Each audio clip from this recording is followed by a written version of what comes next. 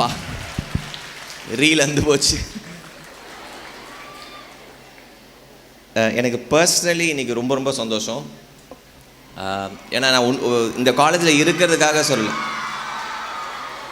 ஏம்மா நல்லா தானே சொன்னேன். எத்தனோ காலேஜ் போயிருக்கேன். நீங்கள் சேர்மன் உங்கள் பிரின்சிபல் எல்லாருக்கிட்டையும் சொல்லியிருந்தேன், இவ்வளோ பாசக்கார தங்கச்சிங்க வேறு எந்த காலேஜ்லேயும் கிடைக்காது. And I tell you why. Personal milestone இன்றைக்கி உண்மையாகவே இது ரொம்ப சந்தோஷமான விஷயம். 2000 லெக்சர் 1999 நவம்பர் 7 பேச ஆரம்பித்தேன். முதல் காலேஜ் என்னென்னா WCC விமென்ஸ் கிறிஸ்டின் காலேஜ், ஃபுல்லாக 1400 பொண்ணுங்க. அது ஃபஸ்ட்டு லெக்சர். 2000 லெக்சர் வந்து கிட்டத்தட்ட 10,000 பொண்ணுங்க இங்கே விவேகானந்தா குரூப் ஆஃப் இன்ஸ்டிடியூஷன்ஸில். So that way I'm personally happy that it's a personal milestone. எனக்கு ஏன் வந்து பாசக்கார தங்கச்சிங்க அப்படின்னு சொன்னோன்னா, எனக்கு தெரிஞ்சு 4 வருஷம் இருக்கும்னு நினைக்கிறேன்ல சார். இதுக்கு முன்னாடி வந்தது ஒரு 4 இயர்ஸ்க்கு முன்னாடி இதே மேடையில் 3 வருஷம் முன்னாடியா பாருங்கள், ஞாபகம் வச்சுருக்கீங்க. ஓ அதில் இருக்கீங்களா சில பேர்? Yes sir. எவ்வளோ பேர் இருக்கீங்க? கை தூக்குங்க பார்க்கலாம். அடேங்க அப்பா. ஓ அச்சீவர்ஸ் எல்லாம் சூப்பர், ஃபேண்டாஸ்டிக். எனக்கு இன்னைக்கு வரைக்கும் ஒரு வாரத்துக்கு குறையாமல் 10 மெசேஜாவது வரும் இங்கேருந்து பாஸ் அவுட் ஆகி போன ஸ்டூடெண்ட்ஸ் கிட்டே இருந்து. அது வந்து உண்மையாகவே நெகிழ வைக்கும். சார் 3 வருஷத்துக்கு முன்னாடி எங்கள் காலேஜுக்கு வந்தீங்க, நான் இந்த கம்பெனியில் இருக்கேன். சில பேர் கல்யாணம் ஆகிடுச்சு, சில பேருக்கு குழந்தெல்லாம் வேறு இருக்குது. அது மாதிரி இன்னும் வந்து மெசேஜ் அனுப்பிச்சிட்டு இருக்காங்க உங்கள் பாஸ் அவுட் ஆகி போன ஸ்டூடெண்ட்ஸ் கிட்டே இருந்து. அண்ட் அது வந்து நினைக்கும் போது 3 வருஷத்துக்கு முன்னாடி பேசினது இன்னும் ஞாபகம் இருக்கே அப்படின்னு நினச்சிப்பேன். இன்றைக்கி ராஜ்யசபா மாதிரி இருக்குல்ல, நீங்கள் எல்லோரும் இங்கேருந்து பார்க்குறது எல்லாமே ஒரு வெள்ளை கலர் பேப்பர் போயிட்டு வருது. நார்மலாக நான் இது மாதிரிலாம் ட்ரெஸ் போடவே மாட்டேம்மா. ஒழுங்காக எங்கள் அம்மா சொன்ன பேச்சு கேட்டுருக்கணும். என் தம்பி தான் ஒருத்தர் சொன்னான், 2000வது மேடை அட்லீஸ்ட் இது வாங்கினது என்னைக்காவது ஒரு நாளாவது போடுறா அப்படின்னா. போட்டு வந்த பிறகு தான் தெரியுது அப்படியே குழுன்னு இருக்கு. ஒரே ஆறுதல் தான் எனக்கு. இந்த பக்கத்தில் இருக்க இந்த பிரின்சிபல் இவங்களெல்லாம் பார்த்தா ஐயோ பாவம் நம்ம நிலமே இப்படி. ஆனால் இதில் அதி புத்திசாலி உங்கள் சேர்மன் தான். அங்கே பாருங்க, நல்ல வெள்ளையும் சொல்லையுமா அவருக்கு தெரிஞ்சிருக்கு. செல்லக்குட்டி எங்களுக்கு தெரியும் எங்கள் ஏரியா எப்படின்னு. அவர் பாருங்கள், அவர் மட்டும் பிரகாசமாக இருக்கார். மோடி ஜாக்கெட் 2 பேர், மீதி பேர் பிரின்சிபல். கருணாஸ் ஒரு படத்தில் சொல்லுவார்ல, எங்கள் மம்மி அப்பயே சொல்லிச்சு இதெல்லாம் உங்களோடலாம் சேரக்கூடாதுன்னு. பட் மேலே உட்காந்துருக்கும்போது எனக்கு திடீர்னு நான் காலேஜ் படித்த ஞாபகம் வந்தது. ஏன்னா ரொம்ப நேரம் உட்காந்துருந்தோம் இல்லையா. அங்கே காலேஜ் படிக்கும் போதெல்லாம் எங்கள் காலேஜில் வந்து லோயலாவில் படித்தேன் நான். லோயலா கல்லூரி சென்னை, நல்ல காலேஜ் தான். அங்கே காலேஜ் படிக்கும்போது சனிக்கிழமை ஆனால் எங்களுக்கெல்லாம் பயம் வந்துடும். மண்டே டு ஃப்ரைடே கிளாஸ் நடக்கும். சாட்டர்டே அன்றைக்கி எங்கள் காலேஜ் வந்து கெஸ்ட் லெக்சர் டே அப்படின்னு ஒன்று நடக்கும். கொடுமையாக இருக்கும். அன்றைக்கி எப்படின்னா ஏசி ஹால் கிடையாது எங்கள் காலேஜில். அட்லீஸ்ட் என் டிபார்ட்மெண்ட்டில் ஒரு 60 பேரை பிடிச்சி உள்ளே போட்டுருவாங்க காலேஜுக்குள்ளே. போட்டுட்டு அன்றைக்கி ஏன்னா ஒரு காலேஜில் நான் போய் பேசும்போது அப்படி தான் கேட்டேன், நான் பேசுகிறது கேட்குதா அப்படின்னு. ஒரு பையன் எந்த சொன்னான், கேட்கல ஆனால் நீ பேசு பரவாயில்ல அப்படின்னா. இப்படி தான் கூப்பிட்டு வந்து உட்கார வச்சுட்டாங்க. ஸோ லோயலா காலேஜில் என்னென்னா சாட்டர்டே ஆனால் ரொம்ப கொடுமையாக இருக்கும். அன்றைக்கி டையெல்லாம் போட்டுக்கணும். கெஸ்ட் லெக்சர் டே அப்படின்னு நடக்கும். அன்றைக்கி வாத்தியாருங்க யாரும் பேச மாட்டாங்க. வெளியிலேருந்து கெஸ்ட் லெக்சர்ஸ் கால் கூட்டிகிட்டு வருவாங்க. கூட்டிகிட்டு வர ஆள்லாம் எப்படின்னா vice president HR, general manager marketing அப்படின்னு இருக்கும். குறையாமல் 55 வயசுக்கு மேலே இருக்கவங்க தான் எங்கள் காலேஜில் கூப்பிடுவாங்க பேசுகிறதுக்கு. பேசுகிறவர் என்ன பண்ணுவார், கண்டிப்பாக ஒரு லேப்டாப் எடுத்துகிட்டு வருவார், ஒரு PPT எடுத்துகிட்டு வருவார். அந்த PPTயில் ஒன்றுமே புரியாது. ஏன்னா அவர் படித்து கரைச்சி குடிச்சு எல்லா விஷயத்தையும் எடுத்துகிட்டு வருவார். ஆனால் பேசுகிறது மாணவர்கள்கிட்ட பேசுகிறோன்றது மறந்துடுவார். அவர் பேச ஆரம்பிக்கிறதுக்கு முன்னாடியே எங்கள் HOD வருவார் ஃபஸ்ட்டு உள்ள. இந்த பாருங்கடா, நீங்கள் எல்லாம் கேம்பஸ் பிளேஸ் ஆகணும்னா இது மாதிரி புத்திசாலிங்களெல்லாம் நாங்கள் கூப்பிடுவோம். அவங்க வந்து பேசுகிறதெல்லாம் நீங்கள் கவனமாக கேட்கணும். இப்போ அவங்க பேசுகிறது புரியுதோ புரியலையோ அதெல்லாம் பிரச்சனை கிடையாது, புரிஞ்ச மாதிரி தலையாட்டணும் அப்படின்னுவார். அப்புறம் அசிஸ்டன்ட் HODன்னு ஒருத்தர் வருவார். HOD சொன்ன அதே விஷயத்தை இவர் வேறு மாதிரி சொல்லிட்டு போவார். கொஞ்சம் யங் ஏஜில் இருப்பார். இந்த பார், அவர் பேசுவார். அவர் பேசுறது ஒரு 200 feet அவ்வளோ தான் போகும். ஆனால் நீ புரிஞ்ச மாதிரியே தலையாட்டணும்னுவார். எங்கள் காலேஜில் எங்களுக்கு தலையாட்டுறது கூட எப்படின்னு சொல்லி கொடுத்துருக்காங்க. இப்போ பேசுகிறோன்னு வச்சுக்கோங்களேன், அப்படிலாம் சொல்லணும். எல்லாருக்கும் ஒரு நோட் பேட் கொடுத்துருப்பாங்க. அந்த நோட் பேட்டை நோட்ஸ் எழுதணுன்னு இருக்கும். என்னத்தை நோட்ஸ் எழுதுறது? இப்போ நினச்சி பாருங்களேன், இந்த மாற்றம் ஃபவுண்டேஷன் நான் ஏன் பேர் போட சொன்னேன்னா, எங்கெல்லாம் இன்ஃபோசிஸ் அப்படின்னு சொல்கிறாங்களோ அங்கெல்லாம் நம்ம தமிழில் பேசணும்னு வச்சுக்கோங்களேன், ஐயோ பாரு இன்ஃபோஸில் வேலை செய்கிறாரு ஆனால் தமிழில் பேசுகிறாரு அப்படின்வாங்க. தமிழில் பேசுகிறது வந்து ஒரு பெரிய விஷயமா இருக்குது. இப்போ நானும் நேராக வந்தோன்னு இப்படி பேசுகிறேன்னு வச்சுக்கோங்களேன். இப்போ இங்கே நிறைய பேர் இங்கிலீஷில் பேசுகிறாங்களே, அதேமாரி நானும் வந்து the latest business process re-engineering that we did in Infosys Technology, and the random digitized programming technology has generated $1.5 million in revenue. ஏதாவது புரிஞ்சுது? ஒன்றும் புரியல. ஆனால் எல்லாமே இங்கிலீஷு. இப்போ நானே பாருங்களேன், வாய்க்கு வந்து ஒரு 4 வேர்டு சேர்த்து சொன்னேன். அப்படி ஒரு வேர்டே கிடையாது. ரேண்டம் டிஜிட்டைஸ்ட் ப்ரோக்ராமிங் டெக்னாலஜின்னு ஒரு வேர்டே கிடையாது. நீங்கள் கூகுள் பண்ணி பாருங்கள். எனக்கு இன்றைக்கி தோண ஒரு 4 வேர்டை சேர்த்து போட்டேன். ஆனால் எங்கள் காலேஜில் இப்படி வந்து பேசும்போதில் என்ன நினச்சிட்டோம், நாங்கள் அவங்களாம் புத்திசாலின்னு நினச்சிக்கிட்டோம். நம்ம கிளாஸ்லேயே பக்கத்துலேயே உட்காந்துருப்பான். வசூல் ராஜா படத்தில் ஒரு கேரக்டர் வரும்ல, சாம்பு மவனே அப்படின்னு வாங்களே ஒருத்தனை பார்த்துருக்கீங்களா? கிளாஸ் நம்ம எல்லா கிளாஸ்லேயும் ஒன்று இருக்கும். அது மாதிரி வாத்தியார் குட் மார்னிங் சொன்னால் கூட நோட்ஸ் எடுத்துக்கும். Sir set good morning.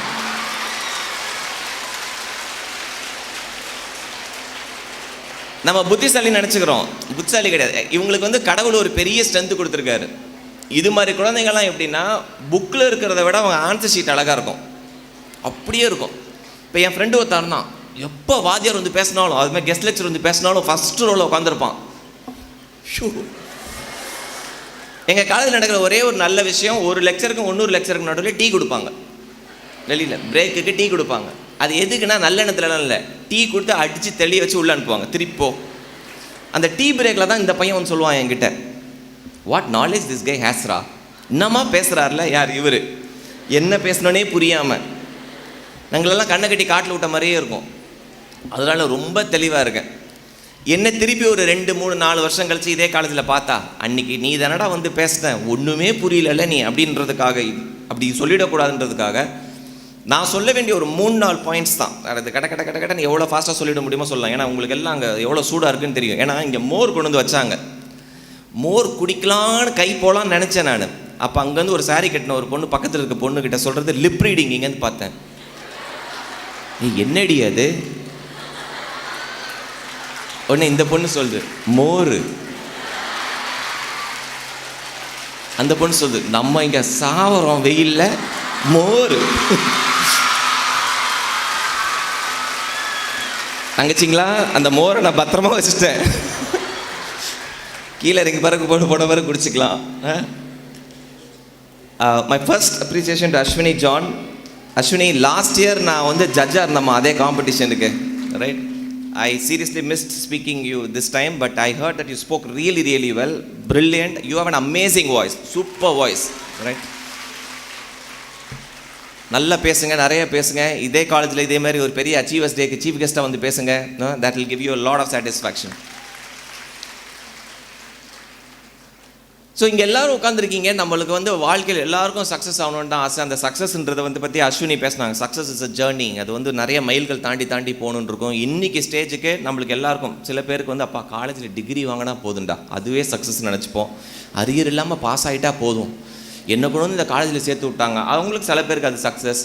சில பேருக்கு வேலை வாங்கணும் அப்படின்றது. இன்றைக்கி நீங்கள் இவ்வளோ பேர் பிளேஸ்மெண்ட்ஸ் ஆர்டர் வாங்கியிருக்கீங்க அப்படின்னா, இது உங்களுக்கு மட்டும் பர்சனல் சக்ஸஸ் கிடையாது. இன்றைக்கி உங்களை விட ஹாப்பியாக சில கேரக்டர்ஸ் உட்காந்துருக்காங்க, உங்கள் அப்பா அம்மா, ரைட்? நீங்கள் தப்பாக நினச்சிக்கலன்னா இந்த அப்பா அம்மாக்கள் மட்டும் கொஞ்சம் எந்திரிச்சு நிற்க முடியுமா? அப்பா அம்மா இங்கே வந்திருக்க பேரண்ட்ஸ் மட்டும், இவங்களுக்கு உங்களால் எவ்வளோ கைத்தட்ட முடியுமா கைத்தட்டிடுங்க பார்க்கலாம்.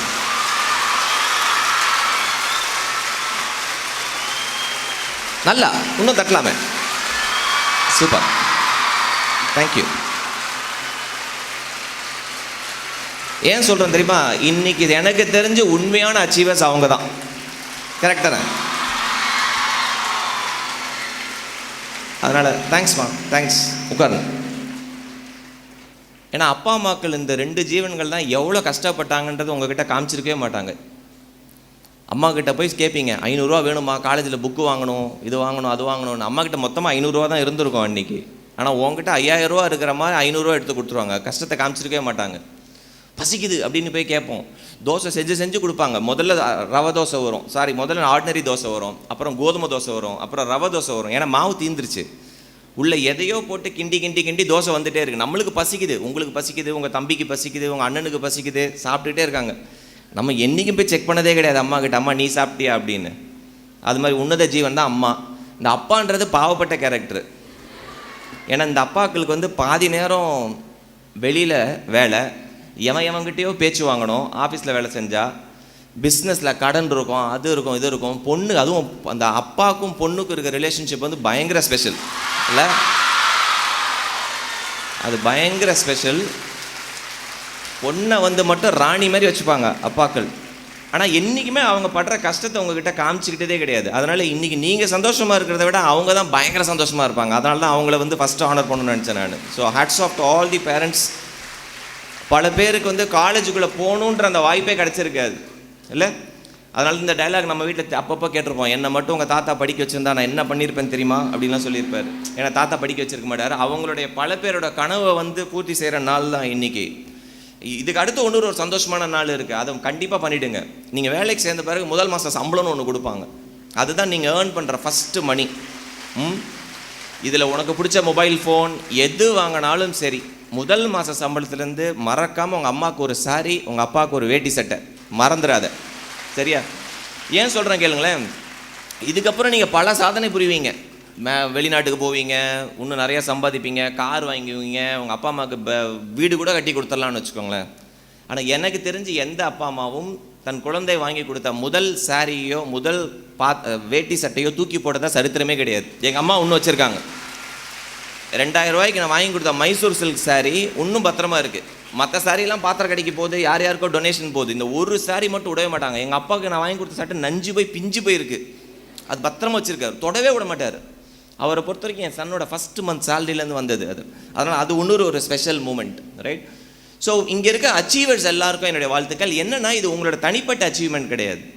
உங்களை பார்க்குற உங்களுடைய சிஸ்டர்ஸ் இருக்காங்க பாருங்கள், மற்றவங்கலாம் செகண்ட் இயர் தேர்ட் இயர் இவங்கெல்லாம் இருக்காங்க. இவங்களுக்கெல்லாம் இது மிகப்பெரிய மோட்டிவேஷனாக இருக்கும், மிகப்பெரிய மோட்டிவேஷனாக இருக்கும்.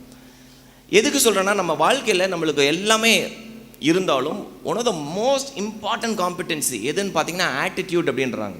இது இருந்தால் வாழ்க்கையில் எதை வேணால் சாதிச்சிடலான்றாங்க. ஆட்டிடியூட், ஸ்கில், நாலேஜ், இந்த 3 விஷயம் தான் நம்ம திருப்பி சொல்கிறது. ஸ்கில்ஸ் அண்ட் நாலேஜ் எங்கே கிடைக்கும்? காலேஜில் கிடைக்கும், லெபார்ட்டரியில் கிடைக்கும். பட் ஆட்டிடியூட்ன்ற ஒரு விஷயத்தை வந்து நம்ம சொல்லிக் கொடுக்குறதே கிடையாது. ஆட்டிடியூட்னா என்ன? At this given point in time நீ பாசிட்டிவாக திங்க் பண்ணுறியா, நெகட்டிவாக திங்க் பண்ணுறியா? அதுதான் ஆட்டிடியூட். இப்போ நம்மளில் வந்து எனக்கு என்ன மிகப்பெரிய வருத்தம் அப்படின்னா, பல பெண் குழந்தைகள், படிக்கிற பெண் குழந்தைகளே, ஸ்கூல் காலேஜ் போனவங்க பல பேரோட வாழ்க்கை 8 தெருவில் முடிஞ்சு போயிடுதுன்றாங்க. ஒரு சர்வே சொல்லுது. குறிப்பாக ரூரல் தமிழ்நாட்டில் இருக்கிற பெண் குழந்தைகள் 8 தெருவில் அவங்க வாழ்க்கையை முடிஞ்சிடும். எப்படின்னு சொல்லட்டுமா? நீங்கள் குழந்தை பிறந்த உடனே உங்களுக்கு நீங்கள் குழந்தையாக இருக்கும்போது உங்கள் அப்பா அம்மா பார்ப்பாங்க, வீட்டு பக்கத்துலேயே ஸ்கூல் இருக்குது, கொஞ்சம் தள்ளி போனால் நல்ல ஸ்கூல் இருக்கும், பக்கத்துலேயே இருக்கட்டும் அப்படின்னு ஒரு சுமார் ஸ்கூலில் படிச்சிருப்பீங்க. சரியா? ஸ்கூல் முடிஞ்சு காலேஜுக்கு போகிற டைமு, நல்ல காலேஜிலலாம் அட்மிஷன் கிடைக்கும். பட் ஏதோ ஒரு காலேஜில் படிக்கலாம் அப்படின்னு பல பெண் குழந்தைங்கள பக்கத்தில் இருக்க ஏதோ ஒரு காலேஜ், இதுவும் அண்ணா யூனிவர்சிட்டி காலேஜ் தானே, இது மாதிரி பெரிய இன்ஸ்டிடியூஷனில் படிச்சிருந்தா நீங்கள் லக்கி. பட் எனக்கு தெரிஞ்ச எத்தனோ இடத்துல வாத்தியாரே இருக்க மாட்டாங்க அந்த காலேஜில், பில்டிங் மட்டும் இருக்கும். அது மாதிரி காலேஜில் படிக்கிறது இதுவும் அண்ணா யூனிவர்சிட்டி டிகிரி தான் கொடுப்பாங்க, இங்கே படிக்கலாம், பக்கத்துலேயே படிக்கலாம். 2 + 2 4. அந்த காலேஜ்லேயே சுமார் மூஞ்சி குமார் காலேஜ்லேயே நல்லா படித்து நல்ல வேலையும் கிடச்சிருச்சு. பெங்களூரில் வேலை, சென்னையில் வேலை அப்படின்னா அங்கெல்லாம் போனால் பொம்பளை பிள்ளை கெட்டு போயிடும். நம்ம வீட்டு பக்கத்துலேயே இருக்குதுப்பா, அங்கே 40,000 ரூபா சம்பளம், இங்கே 8,000 ரூபா தான் சம்பளம், இங்கே இருந்துட்டு போகுது, பக்கத்துலேயே ஏதோ ஒரு கம்பெனியில் வேலை. கல்யாணம் பண்ணி வைக்கிறதும் நம்ம மாமா பையன், அத்தை பையன், சொந்தக்காரத்துலேயே ஒருத்தருப்பான், சொந்த விட்டு போயிடக்கூடாதுன்னு வாங்க, அதையும் பிடிச்சி அங்கேயே கல்யாணம். நாளைக்கு உங்களுக்கு குழந்தை பிறக்குமா, அதே ஸ்கூலு, அதே காலேஜ், அதே வேலை. ஒரு ஸ்டேஜில் மண்டையை போடுவோம் பாருங்கள், சுடுகாடும் பக்கத்துலேயே இருக்குது, 2 ஸ்ட்ரீட் தள்ளி. முடிஞ்சு போச்சா வாழ்க்கை? தயவு செஞ்சு அப்படி மட்டும் இருந்துடாதீங்க. படிக்கிற படிப்பு அப்படின்றது, இன்றைக்கி ஒரு வேலை கிடச்சிருக்குன்னா, and alarming statistic tells us only 50% of women go and join the jobs. கிடைச்ச வேலையை விட்டுறாங்க, வேலைக்கே சேர மாட்டுறாங்க. அது மாதிரி மட்டும் ஒரு தப்பு பண்ணிடாதீங்க. எக்காரணத்தை கொண்டும் நீங்கள் சொந்த காலில் நிற்கணும்னா you have to go and work. அதுக்கு என்னன்னா இந்த ஆட்டிடியூட்ன்றது ரொம்ப ரொம்ப ரொம்ப ரொம்ப இம்பார்ட்டண்ட். ஆட்டிடியூட்னா at this given point in time, நான் முதல்ல சொன்ன மாதிரி, நீ பாசிட்டிவாக திங்க் பண்ணுறியா நெகட்டிவாக திங்க் பண்ணுறியான்றது தான். வாழ்க்கையில் சக்ஸஸ்ஃபுல்லாக இருக்க எல்லாருக்கும் ஒரே ஒரு ஸ்கில் வந்து இருந்திருக்கு. They have been fantastic attitude இருந்திருக்கு. நான் என்னோட கதையை பல மேடைகளில் சொல்லியிருக்கேன், இங்கேயும் சொல்லியிருக்கேன். நான் to cut a long story short, சின்ன வயசில் 71 மார்க் எடுத்தேன் கணக்கில். இன்ஜினியரிங் காலேஜுக்குள்ளே இவர் சார்லாம் வைஸ் சான்சலர் இருந்தப்போ இன்ஜினியரிங்குள்ளே போகணும்னு நினச்சா கட்டையால் அடிச்சு அனுப்பிச்சிருப்பார், ஓடி போய்டு அண்ணன் யூனிவர்சிட்டி வேறு வருதா அப்படின்னு. நான் ஸ்கூல் படிக்கும் போது ஸ்கூல் பீப்புள் லீடர் ஜென்ரலாக யாரை போடுவாங்க ஸ்கூலில்? அதி புத்திசாலியே போடுவாங்க. எஸ் மிஸ், ஓகே மிஸ் அப்படி சொல்கிறது தான் ஸ்கூல் பீப்புள் லீடரை போடுவாங்க. எங்கள் ஸ்கூலில் 1994 நான் 12th முடிக்கும் போது, பல பேர் யோசிப்பீங்க நான் பிறக்கவே இல்லைப்பா. ஆமாம், நீங்களும் பிறந்திருக்க மாட்டீங்க. 12ஆம் கிளாஸ் முடித்தேன். எங்கள் அம்மா ஒரு தமிழ் டீச்சர், எங்கள் இங்கிலீஷ் டீச்சர் தான் எனக்கு கிளாஸ் மிஸ். இந்த இங்கிலீஷ் டீச்சர்லாம் பார்த்துருக்கீங்களா? இவங்க வந்து பேசுகிறதே ஷேக்ஸ்பியர் தங்கச்சி மாதிரி தான் பேசுவாங்க. அவங்க இங்கிலீஷில் பயங்கரமாக இருக்கும். மை டியர் ஸ்டூடெண்ட்ஸ் அப்படி தான் பேசுவாங்க. எங்கள் அம்மா தமிழ் ஆசிரியர். எங்கள் அம்மா கிட்ட எப்போ பார்த்தாலும் எங்கள் கிளாஸ் மிஸ் சொல்லுவாங்களாம், மிஸ்ஸஸ் ஆர்வல் Mary, your son is an outstanding student அப்படின்னு இருக்காங்க. எங்கள் அம்மாவுக்கு ஒரே பெருமை, தமிழ் டீச்சர் இருந்தாலும் கொஞ்சம் கொஞ்சம் இங்கிலீஷ் தெரியும்ல. அவுட்ஸ்டாண்டிங் ஸ்டூடெண்ட்னா என்ன நினச்சாங்க? சமய படிக்கிறான் போல. அவங்க என்ன சொல்லியிருக்கிறாங்க? கிளாஸுக்கே வரமாட்டான், வெளியிலேயே தான் சுற்றுறான். இப்படியே இருந்தால் கஷ்டம். 12th எக்ஸாமுக்கு 12th ரிசல்ட்ஸ் வந்தது. நான் வந்து எனக்கு 2 சப்ஜெக்டில் தான் கொஞ்சம் பிரச்சனை. மேத்தமேட்டிக்ஸ் ஓகே, அப்புறம் இந்த கெமிஸ்ட்ரின்னு ஒன்று இருக்குல்ல, அது ரொம்ப. மேக்ஸ் ஏன் பிடிக்காதுன்னா எனக்கு மேக்ஸ் மேமை பிடிக்காது. இங்கெல்லாம் நல்ல மேக்ஸ் மேம். எங்கள் ஸ்கூலில் இருந்த மேக்ஸ் மேம் எப்படி அப்படின்னா, அவங்களுக்கு வந்து கிளாஸ் ஆரம்பிக்கும் போதே என்னை தேடுவாங்க. அங்கே இருக்கே எந்திரா அப்படின்ட்டு என்னை ஃபஸ்ட்டு திட்டணும், கழுவி ஊற்றுவாங்க என்ன, அப்புறம் தான் கிளாஸே நடத்துவாங்க. அதனால் எனக்கு அவங்க மேலே இருந்த கோவத்தை எல்லாத்தையும் மேக்ஸ் சப்ஜெக்டில் காமிச்சிட்டேன். 2வது கெமிஸ்ட்ரி மேம். இந்த கெமிஸ்ட்ரி மேம் என்ன பண்ணுவாங்கன்னா, கிளாஸில் இந்த பசங்க இருக்காங்க பாருங்கள், இவனுங்க வந்து இந்த பொண்ணுங்களுக்கு முன்னாடி கொஞ்சம் சீன் போடுறதுக்காக பயங்கர புத்திசாலி மாரி காமிச்சிட்டு இருப்பாங்க. அதை இந்த கெமிஸ்ட்ரி டீச்சர் வந்து எப்போ பார்த்தாலும் துவம்சம் பண்ணிட்டு போயிடுவாங்க. எப்போ பார்த்தாலும் கஷ்டமான கேள்வி என்னை பார்த்தே கேட்டுட்டு இருந்தாங்க. எனக்கு நான் எவ்வளோ நேரம் தான் நல்ல மாதிரியே நடிக்கிறது. ஒரு நாள் எனக்கும் கோவம் வந்துருச்சு. டக்குன்னு மேம் பார்த்து, மேம் கிளாஸில் நான் மட்டும்தான் இருக்கேனா, இந்த இவனை கேளுங்க அப்படின்னு பக்கத்தில். அவன் ஒருத்தன் என் கூட அந்த பையன், டேய் என்ன ஏன்டா கோர்த்து விட்ற, உனக்கு தெரினா நீ கேளு அப்படின்னு எதிர்த்து பேசினேன். அப்படின்றதுக்காக என்ன பண்ணிட்டாங்க எங்கள் மேம், என்ன get out of the class அப்படின்னாங்க. நம்மளுக்கு அதானே வேணும். போயிட்டேன். ஸ்கூலில் நம்மளுக்கு வாய் ஜாஸ்தி. இப்போ நம்மளும் சரி டீச்சர்ஸ்க்கு நம்ம நைஸாக நிக் நேம் வைப்போம் இல்லை, வச்சுருக்கீங்களா? ஆமாம், உங்கள் வாத்தியாரும் வச்சுருப்பாங்க, ஆனால் நல்லவங்க நடிப்பாங்க, ரைட்? நான் என்ன பண்ணேன், கரெக்டாக கிளாஸ் விட்டு வெளில போகும்போது என்னை வெளில அனுப்பிச்சிட்டாங்களேன்றதுக்காக ரொம்ப கோவத்தில் அந்த மேம்க்கு நான் வச்சது ஒரு தப்பான பேரை தான் வச்சுருக்கக்கூடாது, தயவு செஞ்சு அப்படிலாம் வச்சிடாதீங்க. அவங்க போனிடெயில் போட்டிருப்பாங்க, அதுக்கு நான் வச்சது வந்து சொன்னேன், மேம்க்கு வந்து கொத்தமல்லி கட்டுன்னு பேர் வச்சுருந்தேன். நான் சொன்னேன் கொத்தமல்லி கட்டு மேமுக்கு பார்த்தியா என்னை வெளில அனுப்பிச்சிட்டாங்க அப்படின்னு சொன்ன பாருங்கள். ஃப்ரண்ட் ரோவில் இருந்த ஒரு பையன் அது கேட்டான். கேட்டு போய் மேம் கிட்ட சொல்லிட்டான், மேம் சுஜித் சேட் யுவர் கொத்தமல்லி கட்டு மேம் அப்படின்ட்டான். ஒரு வாரம் கிளாஸ்குள்ளே விடலை என்ன. ஏற்கனவே நான் கெமிஸ்ட்ரியில் அழகு, ஒரு வாரம் நீ கிளாஸ்குள்ளே வரக்கூடாது அப்படின்ட்டாங்க. இப்போ என் ஃப்ரெண்டு தான் வந்து சொன்னான், டேய் மேக்ஸில் லேப் இல்லை தப்பிச்சுப்பேன், ஆனால் கெமிஸ்ட்ரியில் லேப் இருக்குடா, அந்த மேம் கிட்ட தான் 50 மார்க் இருக்குது, ஏதாவது வச்சு செஞ்சிட போகிறாங்க ஒன்று அப்படின்னா. என்னடா பண்ணலாண்ணா, எப்படியாவது போய் காம்ப்ரமைஸ் ஆகிடு அப்படின்னா. என்ன பண்ணணும் அப்படின்னு கேட்டேன் நான். ஏதாவது சான்ஸ் பாடுறா அப்படின்னா. ஒரு நாள் இந்த மாதிரி பேட்மிண்டன் கோர்ட்டில் பேட்மிண்டன் விளையாண்டுட்டு இருந்தேன். ஒரு வயசான ஒரு அங்கிள் வந்தார், ஃபுல் சொட்டத்தலை, இங்கேருந்து white colour hair, Thyagaraja Bhagavathar மாதிரி இருந்தார். வந்து ரொம்ப உரிமையோடு வந்து என்கிட்ட ஜெயலட்சுமியை பார்க்கணும் அப்படின்னார். ஜெயலட்சுமி யாருன்னா எங்கள் கெமிஸ்ட்ரி மேம்.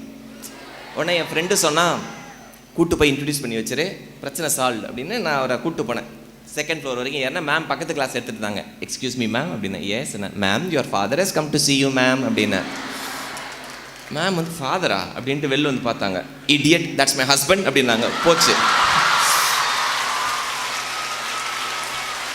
அவ்வளோ வயசானவர் இருந்தார் அப்படின்ட்டு நான் போய் உணர்ச்சி பொங்க சொல்லிட்டேன். அதனால் இருந்த கொஞ்ச நஞ்ச ரிலேஷன்ஷிப்பும் போச்சு. February 27, 1994ஆம் ஆண்டு என் வாழ்க்கையில் மறக்க முடியாத நாள். ஏன்னா அன்றைக்கி தான் ஐயா முதல் தடவை என்னோடய மேக்ஸ் புக்கை திறந்து பார்க்குறேன். March 12ஆம் தேதி பப்ளிக் எக்ஸாம். இப்போ நம்ம வீட்லலாம் பாருங்கள், இந்த பப்ளிக் எக்ஸாம்னா அப்படியே அவ்வளோ பயமுறுத்துவாங்க. பப்ளிக் எக்ஸாம், ஐயோ பப்ளிக் எக்ஸாம்னுவாங்க. நம்ம எக்ஸாம் முடிச்சுட்டு தான் சொன்னோம், நாங்கள் பார்க்காத பப்ளிக் எக்ஸாம். நம்ம அம்மா ஊரெல்லாம் சொல்லியிருக்கோம், என் பையன் தான் ஸ்டேட் ரேங்க், என்ன கேட்டால் சொன்னேன். நீ பாட்டு சொல்லிட்ட. நம்ம தான் சூப்பராக பிளாக்மெயில் பண்ணுவாங்க பார்த்தீங்களா, இமோஷனல் பிளாக்மெயில். நம்ம ஊரில் மட்டும்தான் இந்த கொடுமை நடக்கும், இங்கேயும் ஆந்திராலையும் மட்டும்தான். 12th ஸ்டாண்டர்ட் எழுதுகிற பையனோட வீட்டில் பார்த்தீங்கன்னா ஒரு மயான அமைதி இருக்கும். யாரும் பேசிக்க மாட்டாங்க, டிவி கட் ஆகிடும், டாடா ஸ்கை கார்டு மேலே போயிடும், ஃப்ரெண்ட்ஸ் யாரும் வர முடியாது. ஏன் உங்கள் அப்பாவே வீட்டை வந்து கொஞ்சம் சத்தமாக ஒரு கப் காஃபி, என்ன காஃபி பொண்ணு படிக்கிறா, அம்மா லீவ் போட்டுருவாங்க. லீவ் போட்டு பொண்ணு இங்கே படிக்கிறதுக்கு முன்னாடி நம்ம முன்னாடி உட்காந்துருப்போம். நல்லா படிமா, நீ படித்தாதான் நம்ம குடும்பம் முன்னேறும். ஹார்லிக்ஸ் குடிக்கிறியா, டீ குடிக்கிறியா, போன்விட்டா குடிக்கிறியா, உனக்காக தான் ஒரு வேளை தான் சாப்பிட்றேன். சாமி அதெல்லாம் கேட்கவே இல்லை. நீங்கள் ஒரு வேளை சாப்பிட்டாலும் சரி, 3 வேளை சாப்பிடாமல் இருந்தாலும் சரி, வரப்போகிற மார்க் தான் வரப்போகுது. இந்த புரிதல் எனக்கு ரொம்ப நல்லா இருந்தது. ஸோ 12th எக்ஸாம் எழுத போனேன்னா என்னோடய புக்கை அன்னன்னைக்கு எக்ஸாம் எழுதுறேன்னா அன்னன்னைக்கு ஹாஃப் ரேட்டுக்கு விற்றுட்டு வந்தேன். 11th ஸ்டாண்டர்ட் பையனுக்கு பயங்கர கான்ஃபிடென்ட், பாஸ் ஆகிடுவேன்னு. அதுவும் என் புக்கை வாங்க கூட்டம் அலமோதும். ஜூனியர்ஸு எஸ்பிஎல்ன்றதுனால கிடையாது, அதுவும் என் மேக்ஸ் புக்கு வாங்கின பையனுக்கு உண்மையாகவே கண்ணில் ஆனந்த கண்ணீர். அண்ணா புதுசு மாதிரியே இருக்குதுண்ணா உங்கள் புக்குன்றான். பைன் பண்ண புக்கு பேர் எழுதாமல் ஹாஃப் ரேட்டில் கொடுத்தா வாங்கினா வாங்க மாட்டானா. எங்கள் அம்மாவை என்ன அனுப்பிச்சாங்க எக்ஸல் சம்மர் கோச்சிங் சென்டர். அப்போல்லாம் நீங்கள் இன்ஜினியரிங் படிக்கணும்னா என்ட்ரன்ஸ் எக்ஸாம் இருக்கும், நீட் மாதிரி என்ட்ரன்ஸ் எக்ஸாம். அண்ணா யூனிவர்சிட்டி நல்லா இருந்த காலம், அதெல்லாம் பொற்காலம். அப்போ நல்லா படித்தவங்க மட்டும்தான் இன்ஜினியரிங் காலேஜ் போக முடியும். எலிஜிபிலிட்டி வேறு இருந்தது, 120 மார்க் இருக்கணும் மேக்ஸ் ஃபிசிக்ஸ் கெமிஸ்ட்ரியில். கம்மியாக இருந்தால் எலிஜிபிளே கிடையாது, நீ எக்ஸாம் எழுத முடியாது. எங்கள் அம்மா என்ன கோச்சிங் சென்டர் அனுப்பிச்சாங்க. இன்ஜினியரிங் என்ட்ரன்ஸ் எக்ஸாமில் எனக்கு ரொம்ப பிடிச்சது என்னென்னா மல்டிபிள் சாய்ஸ் தான். 4 ஆப்ஷன் கொடுப்பாங்க, நீ கலர் அடிக்கணும். நம்மளுக்கு தான் மேக்ஸில் எவ்வளோ போகிற போதுன்னு தெரியுமே. முதல் நாள் போய் கலர் அடித்தேன், ஏன்னு 50க்கு 22 வந்துச்சு. அடுத்த நாள் பிபின்னு அடித்தேன், அப்புறம் சி, அப்புறம் டி. நான் தான் கிளாஸ்லேயே ஃபாஸ்ட்டாக முடிப்பேன் எல்லாத்துலேயும். 5வது நாள் பார்த்தேன் ஏதாவது ஒரு டிசைன் போடுவோம் அப்படின்ட்டு ஏபிசிடி டிசிபிஏ, அப்புறம் ஏபிசிடிசிடி அப்படின்னு போட்டு வந்தேன். இது மாதிரி பர்முடேஷன் காம்படிஷன்லேயே நான் 42 வாங்கிட்டேன் 50க்கு. எங்கள் அம்மா வந்து டிவியில் வர சரண்யா அம்மா கேரக்டர் மாதிரி. அவங்களுக்கு 2 முகம் இருக்குது. ஒன்று ஃபீமேல் விஜயகாந்த் நான் பேர் வச்சுருக்கேன், பொம்பளை விஜயகாந்த். நல்ல வெள்ளையர்னு இருப்பாங்க. எங்கள் அம்மா கோவம் வந்ததுன்னா விஜயகாந்த் சார் மாதிரி கண்டுவா சோப்பாடு ஏய் அப்படின்ற மாதிரி இருப்பாங்க. இன்னொரு சைடு வந்து சரண்யா மாதிரி, அதாவது அவ்வளோ பாசம். எங்கள் அம்மா இன்றைக்கி நினச்சிருக்காங்க ஆணி போய் ஆமணி வந்தால் பையன் டாப்பாக வருவானுவாங்கல்ல, அதுமாரி. எப்படியாவதுடா 42லாம் பத்தாதுரா, நீ 49 வாங்கினா தான் உனக்கு டோட் 1 காலேஜில் சீட்டு கிடைக்கும். எங்கள் அம்மாவுக்கு என்ன டோட்டா, நான் எப்படியாவது அண்ணா யூனிவர்சிட்டியில் படிக்கணுன்றது தான் எங்கள் அம்மாவோட பெரிய கனவு. ஒரு பருப்பும் வேகலை. 12th ரிசல்ட்ஸ் வந்துச்சு. எங்கள் எங்களோட பிரின்சிபல் தான் மார்க்ஸ் கார்டு கொடுத்தாங்க. ஆனந்த கண்ணீர், கண்ணெல்லாம் தண்ணி எங்கள் பிரின்சிபலுக்கு. ஏன் தெரியுமா, அவ்வளோ மார்க் வாங்கியிருந்தேன். I didn't expect this from you அப்படின்னு தான் கொடுத்தாங்க. வாங்கி மார்க்ஸ் பார்க்குறேன், கெமிஸ்ட்ரியில் 196. ஏன்னா ஜெயலட்சுமி மேம் வேறு ஸ்கூலுக்கு போயிட்டாங்க, புது மேம் வந்தாங்க. அந்த புது மேம் பார்த்தாங்க, தம்பி நீ மனப்பாடம் பண்ணுறப்பா, கெமிஸ்ட்ரிலாம் மனப்பாடம் பண்ணக்கூடாதுன்னு ரொம்ப சிம்பிளாக சொல்லி கொடுத்தாங்க. 2 revision exam 196, physics 188, computer science 182, எல்லாம் சூப்பர். அப்படியே தமிழ் இங்கிலீஷ் எல்லாத்துலேயும் நல்ல மார்க். மேக்ஸ் அப்படின்னு இருந்தது, அப்படியே பார்த்தேன் 71 அப்படின்னு இருந்தது. அப்பா 100க்கு இல்லை அப்படின்னு, அங்கே தான் தப்பு. 100க்கு இல்லை, 200க்கு 71, 071 அப்படின்னு போட்டுருந்தது. Out of 200, just pass. தயவு செஞ்சு இந்த வீடியோ வெளில விட்டுறாதீங்க, ஏற்கனவே ஒரு மாதிரி ஒரு வீடியோ சுற்றிக்கிட்டு இருக்குது. 71 மார்க் வாங்கினோன்னே எங்கள் பிரின்சிபலால் தாங்கவே முடியல. எப்படி வாங்கியிருப்பான் இவன் அப்படின்னு. எனக்கும் வந்து அப்படியே உள்ள குபு குபுன்னு வருது. ஏன்னா எங்கள் அம்மாவை போய் பார்க்கணும், எங்கள் அப்பாவை போய் பார்க்கணும். மற்ற சப்ஜெக்ட்லாம் நல்ல மார்க்கு. இந்த மார்க் ஷீட் எடுத்துகிட்டு வெளில வந்தேன் பாருங்கள், என் ஃப்ரெண்ட்ஸ் எல்லாம் இருந்தாங்க. எவ்வளோடா அப்படின்னாங்க. எவ்வளோடா வாங்கியிருக்கேன், நிறைய வாங்கியிருக்கேன், நீ உள்ளே போயிட்டு வா அப்படின்ட்டு நேராக கோயிலுக்கு போனேன். மாதா சிலைக்கு முன்னாடி முட்டிகள் போட்டேன். அம்மா தாயே நீ என்ன பண்ணி ஏது பண்ணியோ தெரியாதுமா, ஆனால் எந்த வாத்தியார் என் பேப்பரை கரெக்ட் பண்ணாரோ அவருக்கு மோதிரத்தை வாங்கி கொடுத்துருமா. ஏன்னா 71க்கு பதிலாக 69 போட்டு இருந்தாருன்னா சங்கூதி இருப்பாங்க. 2 மணி நேரம் கழிச்சு தான் வீட்டுக்கு வந்தேன். ஏன்னா இப்போ இதான் நான் இருக்கிற ஸ்கூல்னால் அதான் எங்கள் வீடு. எங்கள் அம்மாவுக்கு அதுக்குள்ளே நியூஸ்லாம் வந்துருச்சு. நம்ம தான் மார்க் கம்மியாக வாங்கினா உடனே போக மாட்டேன் வீட்டுக்கு. 2 மணி நேரம் கழித்து வீட்டுக்கு போகிறேன். எங்கள் பக்கத்து வீட்டில் என் கிளாஸ்மேட் ஒரு பையன் இருந்தான். அவங்க அப்பாவுக்கு நான் வச்ச பேர் ஹிட்லர். ஏன்னா பையன் தப்பு பண்ணால் கொடுமையாக அடிப்பார். அடித்து என்ன பண்ணுவார், பனிஷ் பண்ணால் சட்டையை கழட்டிடுவார். பையனுக்கு வெறும் ஷார்ட்ஸ் போட்டிருப்பான், கொண்டு போய் செவுத்து மேலே நிற்க வச்சுருவார். காம்பவுண்ட் செவுத்து மேலே 2 மணி நேரம் நிற்கணும். நான் மெதுவாக சைக்கிளில் வரேன், இந்த பையன் நிற்கிறான். என்னடா ஆச்சு அப்படின்னு. மேக்ஸில் மார்க் கம்மி ஆயிடுச்சுரா அப்படின்னா. ஐயோ, நம்மளை மாரி இவனு மேக்ஸில் மார்க் கம்மி போலடா. எவ்வளோடா அப்படின்ட்டு. 197. ஐயோ, 197க்கு காமன் சோறா, நான் 71. நம்மளை எங்கே நிற்க வைப்பாங்கன்னு தெரியலையே. வீட்டுக்குள்ளே போனால் எங்கள் அம்மா அதுக்குள்ளே அழுது முடிச்சிட்டாங்க. எங்கள் அப்பா தான் வந்து என்னை அப்படி கை போட்டார். அவர் இன்றைக்கி என்ன செல்லம் தான் கூப்பிடுவார். டே செல்லம் அப்படின்ட்டு கை கூப்பிட்டார். பாரு, நீ வீக் ஸ்டூடெண்ட்லாம் இல்லை, நீ கவலைப்படாத, நீ நல்லா தான் வாங்கியிருக்க எல்லா சப்ஜெக்ட்லையும், ஏதோ தப்பு நடந்திருக்குடா, அதனால தான் நம்ம தேவராஜ் அங்கிள்கிட்ட சொல்லி ரீவேலேஷன் அப்ளை பண்ணலான்னு இருக்கேன் அப்படின்னாரு. இப்படியே மார்க்ஸ் கார்டை போட்டு காலில் விழுந்துட்டேன். அப்பா, எனக்கு என்ன பயம்னா, வாங்கின 71 ரீவேலேஷன் பண்ணி 65 66 ஆயிடுச்சுண்ணா. எங்கள் அப்பாவுக்கு அன்றைக்கே ஒரு மோட்டிவேஷன் லெக்சர் கொடுத்தேன். அப்பா, நீ ஏன்பா கவலைப்படுறேன், இன்ஜினியரிங் காலேஜ் போனால் தான் பெரிய ஆள் ஆகலாமா, ஆர்ட்ஸ் அண்ட் சயின்ஸ் காலேஜ்லேயே போய் பெரிய ஆளாகி காட்டுறேன்ப்பா அப்படி இப்படின்னு இல்லை, ஃபுல் அட்வைஸு. ஊரில் இருக்க எல்லா ஆர்ட்ஸ் அண்ட் சயின்ஸ் காலேஜ்லேயும் அப்ளிகேஷன் போட்டேன். என்னை நிறைய பேர் கேட்டாங்க, ஏன்பா நீ இருந்த வீட்டில் இருந்து மெட்ராஸ் கிறிஸ்டின் காலேஜ் 1 கிலோமீட்டர் தானே, அதை விட்டுட்டு ஏன்பா லோயலா காலேஜில் போய் சேர்ந்தேன், 32 கிலோமீட்டர் டெய்லி போனேன், உனக்கு அவ்வளோ ஆசையா, அவ்வளோ வெறியா லோயலாவில் படிக்கணும்னு. அந்த காலேஜ் மட்டும்தான் சீட்டு கொடுத்தது. எம்சிசியில் போட்ட அப்ளிகேஷன் ஆன்சர் கூட வரல. செக்கு பவுன்ஸ் ஆகி பார்த்துருக்கீங்க, அப்ளிகேஷன் பவுன்ஸ் ஆகி பார்த்துருக்கீங்களா? போன ஸ்பீடில் வெளில வரும். ஓடுறான்னாங்க. சர்ச்சு ஃபாதர் தான் கூப்பிட்டு போனார், லெட்டர்லாம் கொடுத்தார். 94 May 27. சில நாட்கள்லாம் மறக்கவே கூடாது நம்ம வாழ்க்கையில். அன்றைக்கி தான் லோயலாவில் நீங்கள் 71 மார்க் வாங்கினீங்கன்னா உங்களுக்கு வந்து முதல் நாள்லேயே கூப்பிட்டு அட்மிஷன்லாம் கொடுக்க மாட்டாங்க. எங்கள் மாமா தான் மேக்ஸ் ஹெச்ஓடி. அவர் 2 லைன் எழுதுவார், அப்புறம் என்னை பார்ப்பார். நீ உண்மையாகவே நம்ம ஃபேமிலியில் தான் பிறந்தியா? 100க்கு 100 இல்லைடா, 200க்கு 100 மார்க் வாங்க முடியாதா உன்னால்? அவர் டபுள் PhD. மேத்தமெட்டிக்ஸ் இஸ் அவர் பிளட்ரா அப்படின்னாரு. நான் சொல்லணும்னு நினச்சேன், மாமா ஓன் பிளட்டில் இருக்கு மாமா, என் பிளட்டில் இல்லையா, வச்சுக்கிட்டா வஞ்சனை பண்ணுறேன், வரல. உடனே சொன்னார், மேத்தமெட்டிக்ஸ் இல்லாமல் நீ எப்படி பிழைக்க போகிற? லெட்டர் கொடுத்துட்டார். அட்மிஷனுக்கு போகணும், 8 மணி நேரம் க்யூ. எங்கள் அம்மாவோட அப்படியே நின்று இன்ச்சாக நவுறுது.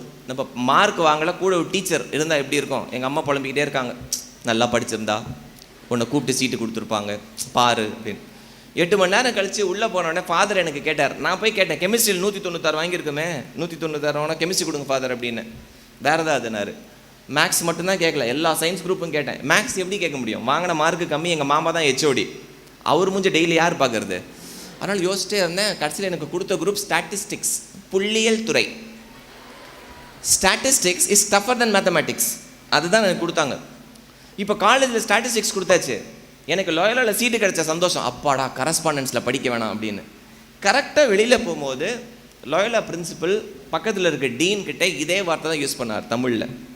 தருதலை பசங்க சார், ஒன்று இப்படி தான் லெட்டர் தூக்கிட்டு வருது காலேஜுக்கு, இதுங்களுக்கெல்லாம் சீட்டு கொடுக்கறதுக்காக சார் நம்ம காலேஜ் நடத்துகிறோம் அப்படின்னாரு. இப்போ சார் வைஸ் சான்சலர் இருந்ததுனால அவருக்கு தெரியும் கஷ்டம். As a head of the institution, one of the worst thing to do is to admit a student who is not deserving. அந்த ரெக்கமெண்டேஷன் வரும்போது அதை என்ன பண்ணணுன்னே தெரியாது. மினிஸ்டர், அரசியல்வாதி, IAS ஆஃபீஸர், IPS ஆஃபீஸர், யாருக்கெல்லாம் பவர் இருக்கோ அவங்க பிள்ளைலாம் ஒழுங்காக படிச்சிருக்காது, ஆனால் அதுக்கு எல்லாம் லோயலாவில் படிக்கணும்னு தான் ஆசை. என்னையும் அப்படி தான் பார்த்தாங்க. எங்கள் அம்மா எனக்கு முன்னாடி அழுது அன்றைக்கி தான் பார்த்தேன். தருதலைன்னு சொன்னோன்னா பிள்ளைய தருதலைன்ட்டாங்களே அப்படின்ட்டு அவங்க வெளியில் வந்து ஒரே தேம்பி அழுகுறாங்க. எனக்கு ஒரு அட்வைஸ்லாம் வர அன்றைக்கி கொடுத்தாங்க, இது உனக்கு ஒரு பாடமாக இருக்கட்டும் மட்டும் சொன்னாங்க. நீங்கள் உடனே நினச்சிக்காதீங்க அடுத்த நாளே இந்த தமிழ் சினிமாவில் வர மாதிரி அப்படியே பயங்கரமாக படித்து, அதெல்லாம் ஒன்றும் இல்லை. அப்போதைக்கு ஒன்றுமே உரைக்கல. சீட்டு கிடச்சிருச்சு லோயலாவில், கரஸ்பாண்டன்ஸில் படிக்க வேண்டாம். இப்போ கிளாஸுக்கு போனோன்னு வச்சுக்கோங்க, நம்ம தான் ஸ்போர்ட்ஸில் பயங்கரமாக இருந்தோமே, லோயலாவில் போய் ஸ்போர்ட்ஸில் பெரிய ஆள் ஆகலான்னு நினச்சேன். அங்கெல்லாம் வளரணுமேனு வளர்ந்துருக்கானுங்க. 6 அடி 5 அங்குலம், 6 அடி 6 அங்குலம், ஸ்போர்ட்ஸில் எல்லாம் பயங்கரமான ஆள். ஸோ ஸ்போர்ட்ஸில் 0ன்னு தெரிஞ்சு போச்சு. படிப்பில் ஆல்ரெடி ஆவரேஜ்.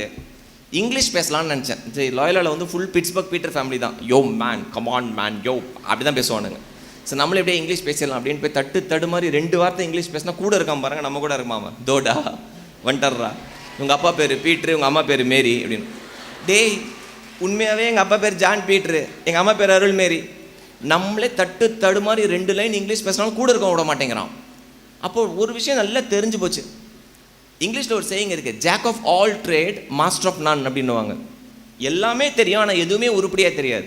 தமிழில் சொல்லணும்னா சுமார் மூஞ்சி குமார். என் பேர் என்ன? சுஜித் குமார். கரெக்டாக இருக்குல்ல ரைமிங்கா? அன்னைக்கு டிசைட் பண்ணது தான் நம்ம இந்த சுமார் மூஞ்சி குமார் மாதிரி இருந்தால் நம்மளை எவனும் மதிக்க போகிறது கிடையாது. Come what May, I have to have a degree in my hand. படிக்கிற துறை எனக்கு பிடிக்காத துறை, ஸ்டாட்டிஸ்டிக்ஸ் இன்னைக்கு வரைக்கும் எனக்கு பிடிக்காது.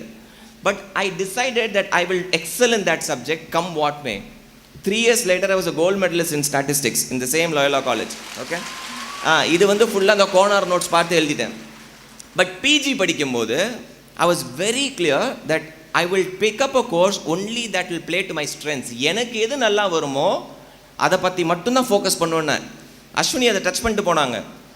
Love what you do and do what you love. Love what you டூன்றது என்ன? It's very simple. Pick up a course where you will enjoy doing it. இப்போ எனக்கு மேக்ஸ் வராது, நான் இன்ஜினியரிங்கு தகுதி இல்லாத மாணவர் அப்படின்னு ஒரு சைடு இருந்தாலும், the other side I hate my own strengths. எனக்கு நல்லா வந்த விஷயம் இருக்குது. நல்லா ஞாபகம் வச்சுக்கோங்க ஃப்ரெண்ட்ஸ், நின்று போன கடிகாரம் கூட ஒரு நாளைக்கு 2 தடவை கரெக்டான டைமை தான் காமிக்கும். 6 மணிக்கு ஒரு கடிகாரம் நின்று போச்சு, பேட்டரி இல்லைன்னா காலையில் 6 மணிக்கு சாயங்காலம் 6 மணிக்கு அது கரெக்டான டைமை காமிக்கும். நம்ம எல்லாருமே ஒரு ஸ்டேஜில் நின்று போன கடிகாரம் தான். I was a stop clock when I was in 12th standard. அப்பா அம்மா மட்டும் அன்றைக்கி கூட இல்லை, தட்டி கொடுக்கல. இந்த பக்கத்து வீட்டு அங்கிள் மாதிரி என்னை நிற்க வச்சுருந்தாங்கன்னா படிக்கிற மோட்டிவேஷனே இருந்திருக்காது. அப்பா திருப்பி தானே சொன்னார், தம்பி நல்லா வருவடா பாரு அப்படின்னாரு. அதனால தான் சில விஷயம் சொல்லுவாங்க, பெற்றோர்கள் வாயில் இருந்தும் ஆசிரியர்கள் வாயில் இருந்தும் ஏன் நீ உருப்பிட மாட்ட, நடு ரோட்டில் நிற்ப அப்படின்னு சொல்லவே கூடாதுன்னு. எங்கள் வாதியார் ஒருத்தர் சொல்லிட்டே இருந்தார், என் கிளாஸ்மேட்டை லோயலாவில். வயிறு எரிஞ்சு சொல்கிறேன், என்னை நீ படுத்துகிற பாடுக்கு நீ நடு ரோட்டில் நிற்படா அப்படின்னாரு. அவர் சொன்னது அப்படியே பழிச்சுது. லோயலா காலேஜ் வாசலில் டிராஃபிக் சப் இன்ஸ்பெக்டராக இருக்கான் இப்போது. நடு ரோட்டில் நின்று லோயலா காலேஜ் ப்ரொஃபஸர் சார் வாங்க என்ன. சில டைம் ஆசிரியர்கள் சொல்கிறதெல்லாம் பழிச்சிரும். அப்போ நல்லா யோசிச்சு பாருங்களேன், எனக்கு எது வரும்? HR, பீப்புள் ஸ்கில்ஸ் நல்லா இருந்தது. So I went and join PG course, back to back gold medalist in PG. ஏன்னா எனக்கு பிடிச்ச சப்ஜெக்ட் எடுத்து படித்தேன் நான். இன்றைக்கி இன்ஃபோசிஸ் அதெல்லாம் ரைட்டு. என்னுடைய முதல் வேலை pizza corner India private limited. சிகப்பு கலர் இந்த பலூன் இருக்குது பாருங்கள், இந்த பலூன் கூட இல்லை, நல்ல சிகப்பு கலர் பூ, இந்த கார்பெட் கலரில் பேண்ட்டு போட்டால் எப்படி இருக்கும்? கண்டாவியாக இருக்கும்ல. ஒரு வயசு பையன் இந்த ட்ரெஸ் போட்டு வந்தா அதான் யூனிஃபார்ம். டாய்லெட் கழுவிருக்கேன், கிச்சனில் பாத்திரம் வாஷ் பண்ணியிருக்கேன், பீட்சா செஞ்சுருக்கேன், பீட்சா டெலிவரி பாயாக போயிருக்கேன், எங்கள் அத்தை வீட்டுக்கெலாம் பீட்சா டெலிவரி பண்ணியிருக்கேன். இன்ஃபோசிஸ்குள்ளே முதல் தடவை கால் எடுத்து வச்சது இன்டர்வியூக்காக கிடையாது, பீட்சா டெலிவரி பாயாக தான் முதல் தடவை இன்ஃபோசிஸ்குள்ளே போனேன். 8 பீட்சா, இந்த சைடு 4 பீட்சா, இந்த சைடு 4 பீட்சா எடுத்துகிட்டு போனேன். இன்ஃபோசிஸ்னு ஒரு ஐடி கம்பெனினே எனக்கு தெரியாது ஃபஸ்ட்டு. உள்ளே போய் பார்க்கும்போது தான் பார்த்தேன், அழகழகா பசங்க, அழகழகா பொண்ணுங்க, என்ன சூப்பராக இருந்தது. நான் சொல்லட்டுமா இன்ஃபோசிஸ் எனக்கு ஏன் ரொம்ப பிடிச்சதுன்னு? AC office. உள்ளே போனால் ஜில்லுன்னு இருந்தது. ஐயோ வேலை செஞ்சால் இப்படி ஒரு ஆஃபீஸில் தான் வேலை செய்யணும், இவ்வளோ தான் மோட்டிவேஷன். அப்போது 2001 28 மணி நேரம் இன்டர்வியூ பண்ணாங்க. என்ன போர் அடிக்கும் போதெல்லாம் கூப்பிட்டு அனுப்புவாங்க, இன்டர்வியூக்கு வா அப்படின்னு. Del me something about you. Sir நேற்று தான் சார் சொன்னேன், அது வேற ஒருத்தர், இன்றைக்கி நான் கேட்குறேன்ல சொல்லு. Entry level HR position. Today work as an HR business leader. 44,000 பேருக்கு HR, 142 பேர் ரிப்போர்ட் பண்ணுறாங்க. இந்த 142 பேரும் XLRI, IIM இது மாதிரி பெரிய பெரிய காலேஜில், அண்ணா யூனிவர்சிட்டி, VIT இங்கே எல்லாம் படித்தவங்க தான். நாங்கள்லாம் எங்கேயும் படிக்கல. Life comes a full circle my dear friends if you have a fantastic attitude towards life.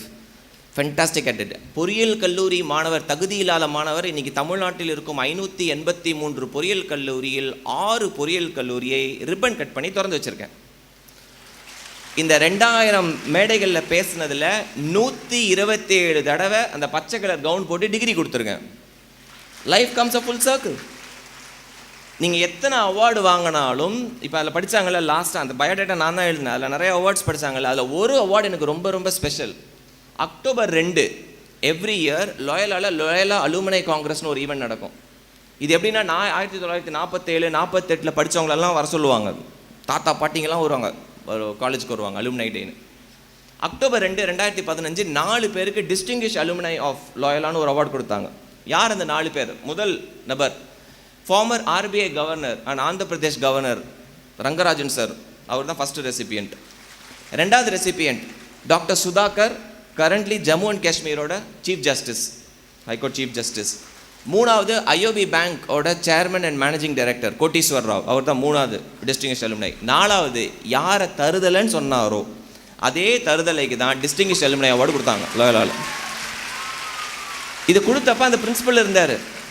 இந்த கதையை பல மேடைகளை சொன்னதுனால இந்த பிரின்சிபல் என்ன அப்பப்போ கூப்பிட்டு கேட்பார், டே ஏன்டா என்ன மானத்தை வாங்குற, நான் தான் தப்பு பண்ணிட்டேன்னு சொல்கிறேனேடா அப்படின்னு. அவார்டு கொடுக்கும்போது பிரின்சிபல் மேலே இருந்தார். 1994 பிரின்சிபலாக இருந்தவர். என்னை கேட்டார், அப்பா அம்மா வந்திருக்காங்களான்னு கேட்டார். வந்திருக்காங்க ஃபாதர். என்ன மேலே கூப்பிடலான்ட்டு அவரே போய் அம்மாவை மேலே கூப்பிட்டார். அம்மா மேலே ஏறி வந்தாங்க. பாசமான அம்மா இல்லை, அப்படியே ஒரு ஹக்கு கொடுத்தாங்க. கன்னத்தில் ஒரு முத்தம் கொடுக்க போகிறாங்கன்னு நினச்சா நேராக வந்து காதில் என்கிட்ட ஏதோ சொல்லிட்டு போனாங்க. எனக்கு கேட்கல. மேலே ஸ்டேஜில் இருந்தப்போ நான் அப்படியே எங்கள் அம்மாவே பார்க்குறேன். ஸ்டேஜில் இப்படி இறங்கி போகும்போது எங்கள் அம்மா சொன்னாங்க, இப்படி சொல்லிவிட்டு அங்கே என்ன தெரியுது பார் அப்படின்னாங்க. இப்போ கிட்டத்தட்ட அந்த ஹால் வந்து இங்கேருந்து உங்கள் மெயின் என்ட்ரன்ஸ் இருக்கு இல்லையா, அந்த இது அதுக்கிட்ட என்ன தெரியுது பாருன்றாங்க. ஸ்டேஜில் நிற்கிறேன். யோசிச்சு பார்த்தா எனக்கு ஒன்றுமே தோணலை. திருப்பி கேட்குறேன் எங்கள் அம்மா கிட்ட மேலே ஸ்டேஜில் உட்காந்துட்டு, என்னம்மா அப்படின்னு. அங்கே பார் அப்படின்னாங்க. ரொம்ப நேரம் கழித்து யோசிச்சு பார்த்து தான் என்ன தெரிஞ்சதுன்னா, 8 மணி நேரம் காரிடாரில் நின்றேன்ல, அந்த காரிடார் தான் எனக்கு இங்கேருந்து ஒரு ஃபியூ 100 மீட்டர்ஸில் தெரியுது. கீழே இறங்கி வரும்போது தான் எங்கள் அம்மா சொன்னாங்க, சக்ஸஸ்ன்றது வேறு எதுவும் கிடையாது, அங்கேருந்து இங்கே வர்றது தான் சக்ஸஸ் இல்லை. அதனால சொல்லுவாங்க, பெற்றோர்களுடைய அன்பு வந்து தனி. கீழே இறங்கும் போது எங்கள் அம்மா கேட்குறாங்க, என்கிட்ட ஃபஸ்ட்டு கேட்ட கேள்வி, அவார்டெல்லாம் வாங்கிட்டு அம்மா கிளம்பலாமா அப்படின்னு. அம்மா சொன்னாங்க, தம்பி ஃபோன் வச்சுருக்கல அப்படின்னு. நான் வச்சுருக்கேம்மா. ஃபோட்டோ நல்லா எடுக்கலாம்ல. நல்லா எடுக்கலாம். எனக்கு ஒரு இடத்துல ஃபோட்டோ எடுக்கணும் அப்படின்னாங்க. எங்கே கூப்பிட்டு போனாங்க தெரியுமா அம்மா? எங்கன்னு சொல்லுங்கள். எந்த இடத்துல பிரின்ஸிபல் என்னை தருதலைன்னு சொன்னாரோ, பிரின்ஸிபல் மாறி இருப்பாங்க, ஆனால் பிரின்ஸிபல் ரூம் அதே தானே இருக்கும். அந்த இடத்த கூப்பிட்டு போய் எங்கள் அம்மா அங்கே நின்ட்டாங்க. இப்போ எடுறா ஃபோட்டோவை அப்படின்னாங்க. அதை எடுத்துகிட்டு எங்கள் அம்மா சொல்கிறாங்க, தம்பி ஏதோ ஃபேஸ்புக்குன்றாங்களே, நீ ஏதோ நிறைய எழுதுறியாமே, அதில் இதை போடு அப்படின்னாங்க. லைஃப் அது வந்து உண்மையாகவே ரொம்ப satisfying moment for a parent. அவங்கள பொறுத்த வரைக்கும் இன்றைக்கி தான் என் புள்ள சக்ஸஸ்ஃபுல் அப்படின்னு நினச்சது வந்து 2015 October 2. Life comes a full circle my dear friends. யாரை தருதலைன்னு சொன்னாங்களோ, இன்றைக்கி அவர் தான் லோயலா காலேஜில் இருக்கும் வாத்தியார்களுக்கு பாடம் சொல்லிக் கொடுப்பது எப்படி அப்படின்றது ஃபேக்கல்டி டெவலப்மெண்ட் ப்ரோக்ராம் நடத்திட்டு இருக்கிறேன். Each one of you, if you follow your passion, if you look after your attitude, அதாவது நான் வந்தேன் விவேகானந்தா காலேஜில் படித்தேன், ஒரு டிகிரி வாங்கினேன், வேலை வாங்கினேன் அப்படின்னு போயிடாது. Make sure that you're making a difference. இன்றைக்கி உன்னை பார்த்து உங்களுக்கு சுற்றி இருக்க உங்கள் தங்கச்சிங்க யாராவது ஒருத்தர் இது மாதிரி ஒரு வேலைக்கு போயிடணும், நம்மளும் இந்த அக்கா மாதிரி போயிடணும். நம்மளாம் என்ன நினச்சிக்கிறோன்னா, நம்மளோட ரோல் மாடல்ஸ் எல்லாம் அப்துல் கலாம், சச்சின் டெண்டுல்கர், சூப்பர் ஸ்டார் ரஜினிகாந்த், இப்படி தான் நினச்சிட்டு இருக்கோம். யூனோ வாட், ஆக்சுவலாக த பிகஸ்ட் ரோல் மாடல்ஸ் யாருன்னா இப்போ எந்திரிச்சு நின்ட்டாங்கல்ல, சர்வே சொல்லுது, அப்பா அம்மா தான் number 1. Number 2, we look up to our teachers. இன்னைக்கு இவரை மாதிரி ஒரு role model. forget about placements. இவ்வளவு பெண் குழந்தைங்க ஒரு இடத்துல படிக்கிறாங்கன்றதே வந்து ஒரு பெரிய விஷயம். கிராஸ் என்ரோல்மெண்ட் ரேஷியோ அதை தான் வச்சு நம்ம மெஷர் பண்ணுறோம். 8ஆம் கிளாஸுக்கு அப்புறம் பெண் குழந்தைகளோட எண்ணிக்கை ஸ்கூலில் குறையுது, அப்படியே ட்ராப் ஆகுது to 50-60%. ஏன்? டாய்லெட்ஸ் கிடையாது. பல கவர்மெண்ட் ஸ்கூலில் டாய்லெட்ஸ் கிடையாது. Because that's a single largest reason why girl children don't go to school. ஏஜ் அட்டன் பண்ண போனால் எப்படி நான் ஸ்கூலுக்கு டாய்லெட் இல்லாத ஸ்கூலுக்கு அனுப்புறதுன்றாங்க பேரண்ட்ஸு. சரி, தட்டு மாதிரி 10ஆம் கிளாஸ் தாண்டுறோம், 12ஆம் கிளாஸ் தாண்டுறோம், இனிமேல் காலேஜுக்குலாம் அனுப்ப முடியாது அப்படின்றோம். காலேஜையும் தாண்டியாச்சு, படித்தாச்சு, நல்ல டிகிரி கிடைச்சாச்சு, நல்ல வேலை கிடைச்சாச்சு. இமேஜின் இவரெல்லாம் எவ்வளோ நிம்மதியாக தூங்கலான்னு. For the simple reason that he is educating so many young girls. So role models can be anybody. அப்பா அம்மாவாக இருக்கலாம், நம்ம வாத்தியாராக இருக்கலாம். ஆனால் யூனோ வாட், நம்மளை அறியாமையே நம்மளுடைய பிஹேவியர், நான் எப்படி நடந்துக்கிறேன்றதை வச்சு என் கிளாஸ்மேட்டில் யாரோ என்னை ரோல் மாடலாக பார்க்குறாங்க. நான் சீனியர் ஸ்டூடெண்ட், அந்த அக்கா மாதிரி இருக்கணும். Why when Ashwini came here எவ்வளோ பேர் எவ்வளோ சூப்பராக கை தட்டுறீங்க. Why? Because there are so many young girls who will be looking up to her. Ashwini மாதிரி பேசணும் ஒரு நாள், அஸ்வினி மாதிரி ஒரு நாள் ஸ்டேஜுக்கு மேலே வரணும். So the way you conduct yourself, you are a role model to many people, right? So attitude is ரொம்ப important, my dear friends. Second, communication skills. இதை கார்ப்பரேட்டுக்குள்ளே போகிற கேப்ஜெமினை, டிசிஎஸ், இன்ஃபோசிஸ், விப்ரோ, இங்கே நீ போகும்போது தமிழ்நாட்டிலேருந்து இருக்கவங்க மட்டும் இருக்க மாட்டாங்க, எல்லா ஸ்டேட்லேருந்து இருப்பாங்க. Because these company goes and hires people from all walks of life. Jammu and காஷ்மீர்லேருந்து, அஸ்ஸாம்லேருந்து, மகாராஷ்டிராலேருந்து எல்லாரும் இருப்பாங்க. நீ அங்கே போய் நீ தமிழ்லேயே பேசிகிட்டு இருக்க முடியாது. தமிழ் எங்கள் பேச்சு, தமிழ் எங்கள் மூச்சுன்னு சொன்ன அரசியல்வாதி பையன் எல்லாமே கான்வென்ட் ஸ்கூலில் தான் படிச்சிருக்கான். நம்ம ஊரில் மட்டும்தான் தமிழில் பேசினா ஃபைன் அப்படின்லாம் வச்சுருக்காங்க ஸ்கூலில். தாய்மொழி மாதிரி தமிழ் மாதிரி ஒரு மொழி கிடையாது, சான்ஸே கிடையாது. அது நல்லா படிச்சுக்கோ. ஏன்னா எங்கள் ஸ்கூலில் அதிகமான ஃபைன் கட்டினது யாருன்னா நான் தான். எங்கள் ஸ்கூலில் ஒரு ரூல் வச்சுருந்தாங்க, 50 காசு கட்டணும் தமிழ் வேர்டு யூஸ் பண்ணால். ஒரு தமிழ் வேர்டு நீ யூஸ் பண்ணனா 50 பைசா ஃபைன். எங்கள் அம்மா ஒரு நாளைக்கு கொடுக்குறதே 50 பைசா தான். அதை நான் தான் மேக்ஸிமம் கட்டியிருக்கேன். கிளாஸில் ஃபைனாக கலெக்ட் பண்ணி சாக் பீஸு, டஸ்டர்லாம் வாங்குவாங்க எங்கள் ஸ்கூலில். இப்போ என் கூடயே ஒருத்தன் சுற்றிக்கிட்டு இருப்பான், இந்த மேம் கிட்ட நல்ல பேர் வாங்குறதுக்குன்னே இருப்பான்ல, அவன் இங்கிலீஷே கருணை கொடூரமாக இருக்கும். அவன் வந்து கேட்பான் என்கிட்ட, டுடே வாட்டர் ஆர் லஞ்ச். இதுதான் இங்கிலீஷை வந்து, டுடே வாட்டர் ஆர் லஞ்சு. நான் ஐயோ அப்படின்னு பார்த்து ஒயிட் ரைஸ் அப்படின்னு, ஓகே ஓகே தென் தென் தென் அப்படின்வான். தென் தென் தென்னா குழம்பு என்ன எடுத்துகிட்டு வந்திருக்கேன்னு சொல்லணும். அப்படியே லஞ்ச் பாக்ஸை பார்த்தா ரசம் இருக்கும். எனக்கு அப்போ வந்து ரசம் இங்கிலீஷ்லேயும் ரசம்னு சொல்ல தெரியாது, ரசத்துக்கு இங்கிலீஷில் வேறு ஏதோ நினச்சிக்கிட்டேன். ஐயோ ரசம்னு சொன்னால் 50 காசு போயிடுமே அப்படின்ட்டு பெப்பர் வாட்டர் அப்படின்னேன். Okay okay side dish what அப்படின்னா, சைட் டிஷ் நம்ம எதாவது சொல்லணும்ல. அப்படியே எடுத்து பார்த்தேன், முட்டை பொடி மாசு எங்கள் அம்மா பண்ணி வச்சுருக்காங்க. இப்போ தெரியுது இங்கிலீஷில் ஸ்க்ராம்பிள்டு எக்ஸ் அப்படின்னு. இப்போ அந்த 50 காசை பாதுகாத்துக்கணும். நம்ம இந்த 50 காசை விட்டா ஒன்றும் பண்ண முடியாது. அப்போது நம்மளை அறியாமே கம்யூனிகேஷன் வந்துடும். எக்கு சக்க சக்க சக்க சக்க சக் அப்படின்னு. இப்போ நான் சொல்கிறேன் சக்க சக்க சக்க சக் இங்கிலீஷா தமிழா இந்தியா நீயே கண்டுபிடி. அப்பாடா 50 காசு கிடச்சிச்சுரா அப்படின்னு. இவ்வளோ தான் நம்ம இங்கிலீஷு. இப்போ நம்ம பேசுகிற இங்கிலீஷ்லாம் காது கொடுத்தே கேட்க முடியாது. அதுவும் கேர்ள்ஸ் நீங்கள் பேசும்போது பார்த்துருக்கீங்களா, இப்படி தான் வரும். ஏய் வாட்பா, ஏய் கம்பா, ஏய் பஸ் கம்மிங்கா கோயிங்கா. கம்மிங்கா கோயிங்காவா, இது இங்கிலீஷா? யூ நோ நோ எழுதி பாருங்க.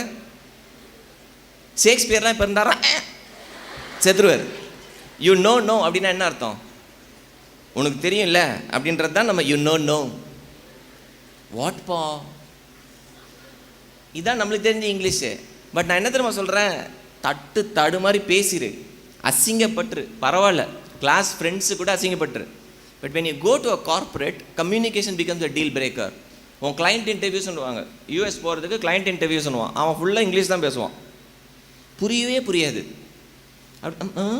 ஐயோ என்னம்மா பேசுகிறாங்க பாடுறான். அதுவும் இந்த அமெரிக்கன் இங்கிலீஷ் கூட பரவாயில்ல, ஆஸ்திரேலியன் இங்கிலீஷ் இருக்குது பாருங்கள், அது ரொம்ப கொடுமை. என் ஃப்ரெண்டோட பெரியப்பா ஆஸ்திரேலியாவில் போனார், அங்கே ஹார்ட் அட்டாக் வந்துருச்சு அவருக்கு, மேசிவ் ஹார்ட் அட்டாக். உண்மையாகவே ஹாஸ்பிட்டல் அட்மிட் ஆகிட்டார். அவரை ரீகூப் பண்ணி அன்றைக்கி டிஸ்சார்ஜ் அன்றைக்கி ஆஸ்திரேலியன் டாக்டர் வந்து இப்படி இது போர்டு வச்சுருப்பாங்கல்ல, இது மாதிரி எடுத்து பார்த்துருக்காரு. Mister Ramachandran you are going to tie அப்படின்னாரு. நம்மால் என்னடா டே இப்போ தானடா அஞ்சியோலாம் பண்ணீங்க அப்படின்னு இவருக்கு அப்படியே, doctor no no I said you are going to die அப்படின்னு இருக்கிறாரு. அப்போ கூட இருந்த அவங்களோட பையன் சொல்லியிருக்கான், அவருக்கு பிபிலாம் ஏறிட்டு இருக்குது. டு டை அப்படின்னா டுடே, அவர் தான் அவங்க வந்து டு டை அப்படின்னு இருக்கிறாங்க. நம்ம டாக்டருக்கு வந்து ஐயோயோ இன்னைக்கு சாவ போகிறோமா, இன்றைக்கே வா சங்கு. இந்தியா ஆஸ்திரேலியா மேட்ச்சில் பாருங்களேன், இந்த மேன் ஆஃப் த மேட்ச் செரமனிலாம் கூப்பிட்டு போடுவாங்கல்ல, இந்த ரிக்கி பாண்டிங் இவெல்லாம் கூப்பிடுவான், பேசுகிறதே ஒன்றுமே புரியாது, நாக்க சொல்லிட்டுவானுங்க அப்படியே. நான் ரொம்ப சிம்பிளான விஷயந்தான். when you go to a corporate, English they always say it's a stupid language. ஃப்ரெஞ்சும் சரி ஜெர்மனும் சரி, இவங்க ரெண்டு பேருமே இங்கிலீஷை பெரிய மரியாதை கொடுக்கறது கிடையாது. ஏன்னா இங்கிலீஷில் மட்டும்தான் ஒரே வார்த்தைக்கு 2-3 மீனிங்லாம் இருந்திருக்கு. ஆரஞ்சு அப்படின்னு சொன்னோன்னா நான் கலரை சொல்கிறேன்னா ஃப்ரூட்டை சொல்கிறேன்னு தெரியாது உங்களுக்கு, ஃபுல் சென்டென்ஸ் சொன்னால் தான் தெரியும் அதுக்கு. whereas no other language has this barrier.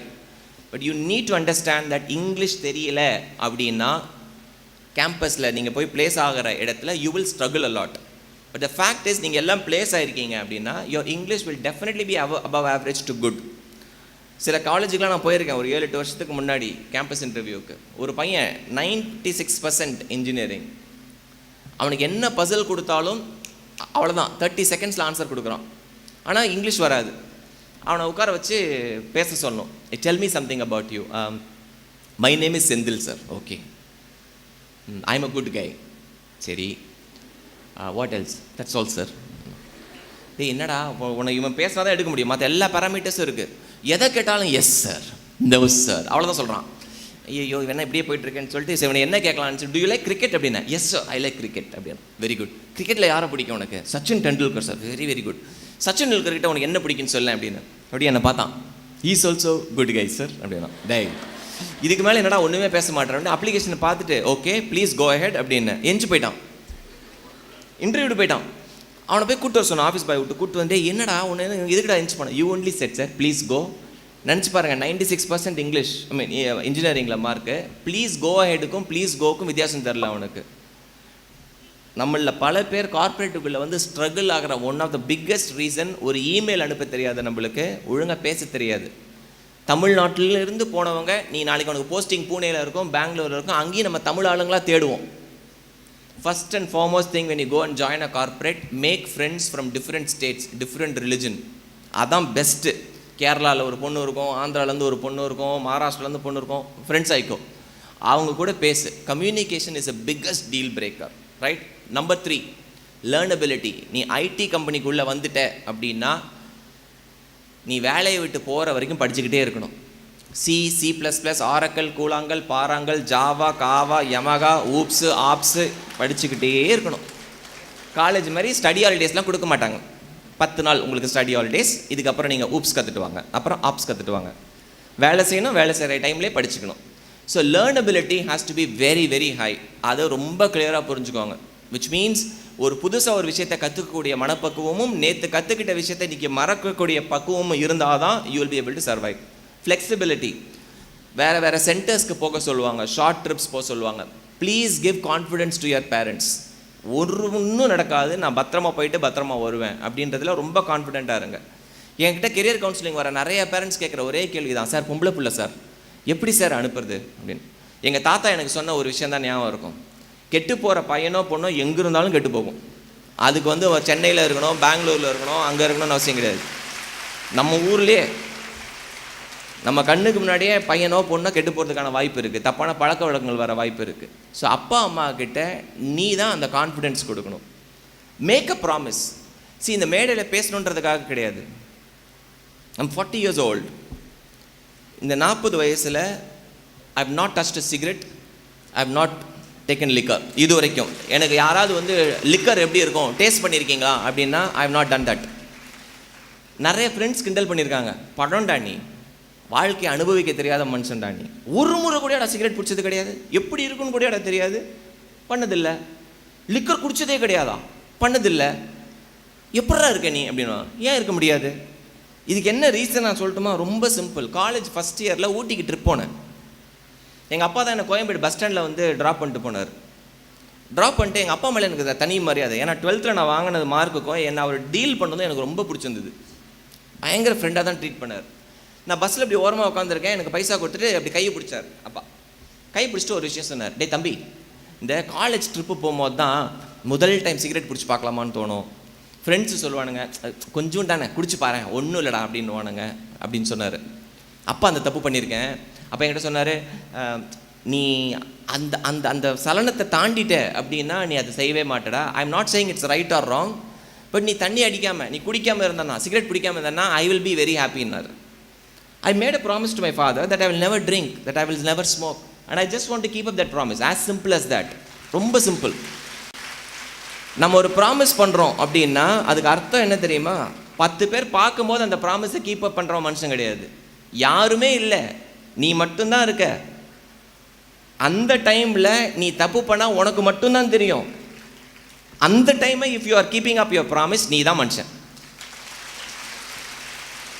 அந்த கான்ஃபிடென்ஸை நீ அப்பா அம்மா கிட்ட கொடுத்துட்டேன்னு வச்சுக்கோங்க, உன்னை எந்த ஊருக்கு வேணால் அனுப்புவாங்க. என் பொண்ணு எங்கே போனாலும் ஒழுக்கமாக தான் இருக்கும், சான்ஸே கிடையாதுன்ற கான்ஃபிடென்ஸ் அப்பா அம்மாவுக்கு வரும். ஸ்கூலில் நீங்கள் பேரண்ட்ஸ் டீச்சர் மீட்டிங்கு போயிருப்பீங்க, டீச்சர் கழுவி ஊற்றிருப்பாங்க சில ஸ்கூலில். சில அப்பா அம்மா இருக்காங்க, நீ என்ன வேணால் சொல்லு, என் பிள்ளைய பற்றி எனக்கு தெரியாதா அப்படின்வாங்க. என் பையன் போகிறான் ஸ்கூலில், அவங்க டீச்சர் கூப்பிட்டு சொல்கிறாங்க, சார் யுவர் சன் ரோஹன் பயங்கர நாட்டி சார். எப்படி இருக்கும் பின்ன? நம்ம அப்படி தானே இருந்தோம். கிளாஸில் சிரிக்க வச்சுக்கிட்டே இருக்கான் சார், நான் தான் எங்கள் ஸ்கூல்லேயே ஸ்ட்ரிக்டஸ்ட் டீச்சர், என்னையே சிரிக்க வைக்கிறான் சார். நான் அப்படி தான் இருந்தேன்.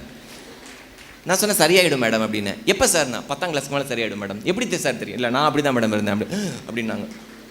பாருங்கள் சார், எவ்வளோ கவனக்குறைவு பாருங்கள் சார். இந்த கவனக்குறைவால் தான் அவனால் மார்க் வாங்க முடியல. 25க்கு பாருங்கள் மேக்ஸில் 24 தான் வாங்கியிருக்கான், 25க்கு 24 தான் வாங்கியிருக்கான். நீங்கள் கொஞ்சம் அட்வைஸ் பண்ணுங்கள் சார். அவங்க நினச்சிருக்காங்க நம்ம ரொம்ப புத்திசாலி, இன்ஃபோசிஸ் ஹெச்ஆர்னு ரொம்ப புத்திசாலி. நீங்கள் அட்வைஸ் பண்ணுங்கள் சார். நான் அவனை பார்த்தேன், என் பையனுக்கு நான் எவ்வளோ மார்க் வாங்கியிருக்கேன்னு தெரியும், அவன் என்ன பார்க்குறான் நீனு. இப்போ நம்ம பையன் எது மாதிரி தப்பு பண்ணுவான், எது மாதிரி தப்பு பண்ண மாட்டான்றது பேரண்ட்ஸ்க்கு தெரியணும். கரெக்டா? இது மாதிரி இந்த சேட்டை பண்ணியிருப்பான் தெரியும். இப்போ என் பையனை படிக்க மாட்டேங்கிறான் ஒழுங்கானா கண்டிப்பாக நம்புவேன் நான். Right madam. மரியாதை கொடுக்க மாட்டாங்கன்னு யாராவது சொன்னாங்கன்னா சான்ஸே கிடையாது, இம்பாசிபிள். நான் அவங்ககிட்ட சொல்லியிருக்கிறது, உங்கள் ஸ்கூல் பிரின்சிபல் நீ எந்த அளவுக்கு மரியாதை கொடுத்துருக்கியோ அதே மரியாதை உங்கள் ஸ்கூலில் இருக்க ஆயாவுக்கும் கொடுத்தாகணும். கீழே இறங்கும் போது வாட்ச்மேனை தாண்டி போகிறேன்னா வாட்ச்மேனுக்கு விஷ் பண்ணணும், குட் மார்னிங் அண்ணான்னு சொல்லணும், அக்காவுக்கு விஷ் பண்ணணும், எல்லாருக்கும். அதை நான் கண் கூட பார்க்குறேன். நான் மார்க் கம்மியாயிடுச்சு, சான்ஸ் இல்லை. ஒருத்தங்க கூட மிஸ்பிஹேவ் பண்ணுறான்னா சான்ஸே கிடையாதுன்னு சொல்லுவேன் நான். ஆஸ் அ ஃபாதர் அது யார் அந்த கான்ஃபிடென்ஸை கொடுக்க முடியும்? பையன்கிட்ட என்கிட்ட வந்தால் சொல்லுவேன், தம்பி நீ என்ன தப்பு பண்ணாலும் சரி அப்பா அம்மா கிட்ட தான் ஃபஸ்ட்டு வந்து சொல்கிறேன். And when you open up with your parents, அந்த ரிலேஷன்ஷிப் ஸ்ட்ராங்காக இருக்கும் போது அப்பா அம்மா நம்மளையும் நம்புவாங்க. எனக்கு இப்போ கல்யாணம் வேணாப்பா, நான் ஒரு 2 வருஷம் கழித்து வேலை செய்யணும்ப்பா, சம்பாதிக்கணும்ப்பா, அதுக்கப்புறம் கல்யாணம்னா அது நீ தான் அப்பா அம்மா கிட்ட பேசியாகணும். அண்ட் பேரண்ட்ஸ் தயவு செஞ்சு இவ்வளோ கஷ்டப்பட்டு நீங்கள் படிக்க வச்சது எல்லாமே காலங்காலத்தில் சில விஷயம் நடக்கணும் அப்படின்னு நம்ம சொல்லிக்கிட்டே இருப்போம். 30 வயசு நடக்கிற ஒரு ஆண் மகனுக்கு நம்ம தமிழ்நாட்டில் இதான் நடக்கும். 30 வயசு ஆச்சுன்னா பாருங்களேன், அவனுக்கு கல்யாணம் ஆகிருக்கும், ஒரு குழந்தை இருக்கும், இல்லை 2 குழந்தை இருக்கும், ஒரு கார் இருக்கும், அடுத்த 20 வருஷத்துக்கு ஒரு லோன் இருக்கும். அந்த லோனுக்காக லோன் வேலை செய்யணும் அடுத்த ஒரு 20 வருஷம்.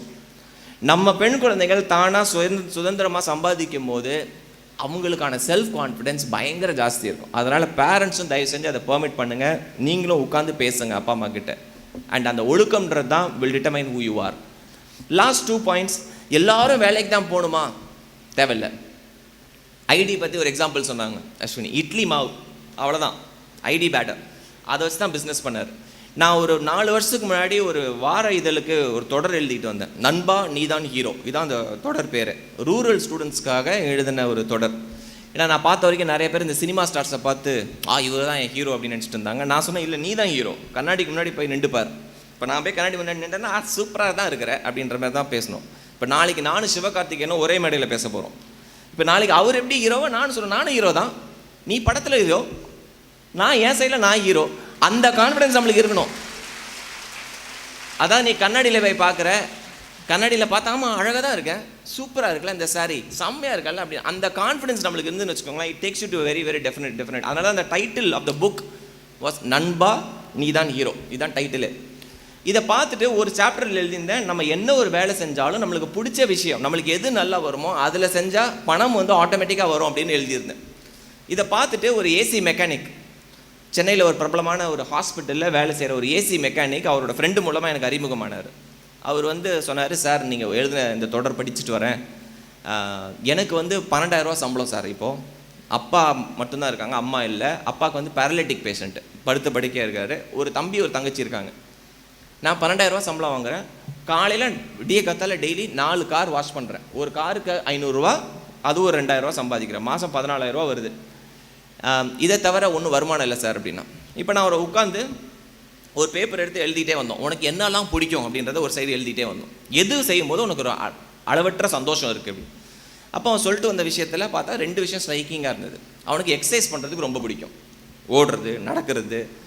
மீனவர் குப்பத்துலேருந்து வர ஒரு பையன், திருவான்மியூர் பீச் பக்கத்தில் இருக்க ஒரு மீனவர் குப்பத்துலேருந்து வர பையன், பீச்சில் ஓடுவான், எக்ஸசைஸ் பண்ணுவான், ஆள் பார்க்க நல்ல வாட்ட சாட்டமாக இருக்கான், நல்ல பாடி. 2வது ஒரு விஷயம் சொன்னால், எனக்கு பெட்ஸ்னால் ரொம்ப பிடிக்கும் சார், நாய் பூனை இதெல்லாம் ரொம்ப பிடிக்கும். அதனால் எனக்கு எப்போல்லாம் டைம் கிடைக்குதோ ஈஸ்ட் கோஸ்ட் ரோடுன்னு ஒரு ரோடு இருக்குது, பாண்டிச்சேரிக்கு போகிற ரோடு, அந்த ரோட்டில் தான் நான் இருக்கேன்.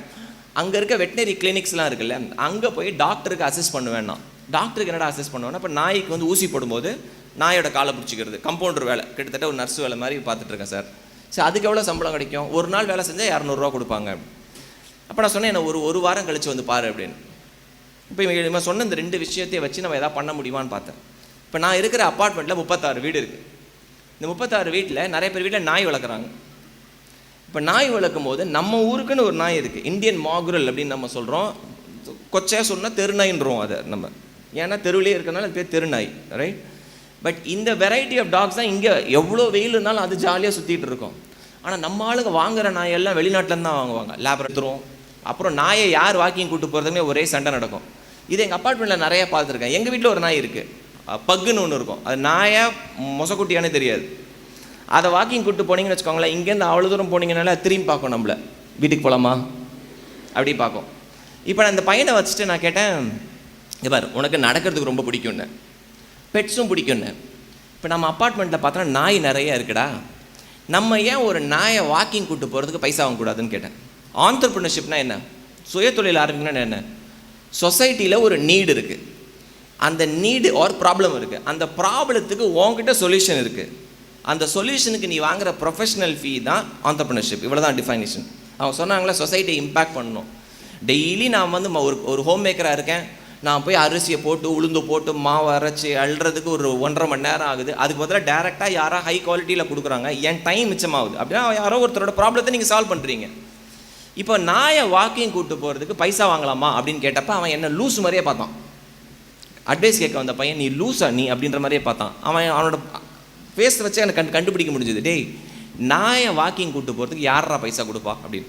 நான் சொன்னேன் வா அப்படின்னு சொல்லிட்டு எங்கள் ஆப்போசிட் வீட்டில் 2 பேரும் ஐடியில் இருக்காங்க. அவர்கிட்ட கேட்டேன், உங்கள் வீட்டில் நாய் இருக்குது, நீங்கள் 2 பேருமே போயிடுறீங்க, இந்த நாயை டெய்லி வாக்கிங் கூப்பிட்டு போகிறதுக்கு நான் ஒரு ஆள் அரேஞ்ச் பண்ணி தரேன், எவ்வளோ கொடுப்பீங்க மாதத்துக்கு அப்படின்னு. அவர் சொன்னார் 1500 ரூபா தரேன் சார் அப்படின்னாரு. டெய்லி வாக்கிங் கூப்பிட்டு போனால் மாதத்துக்கு 1500 ரூபா.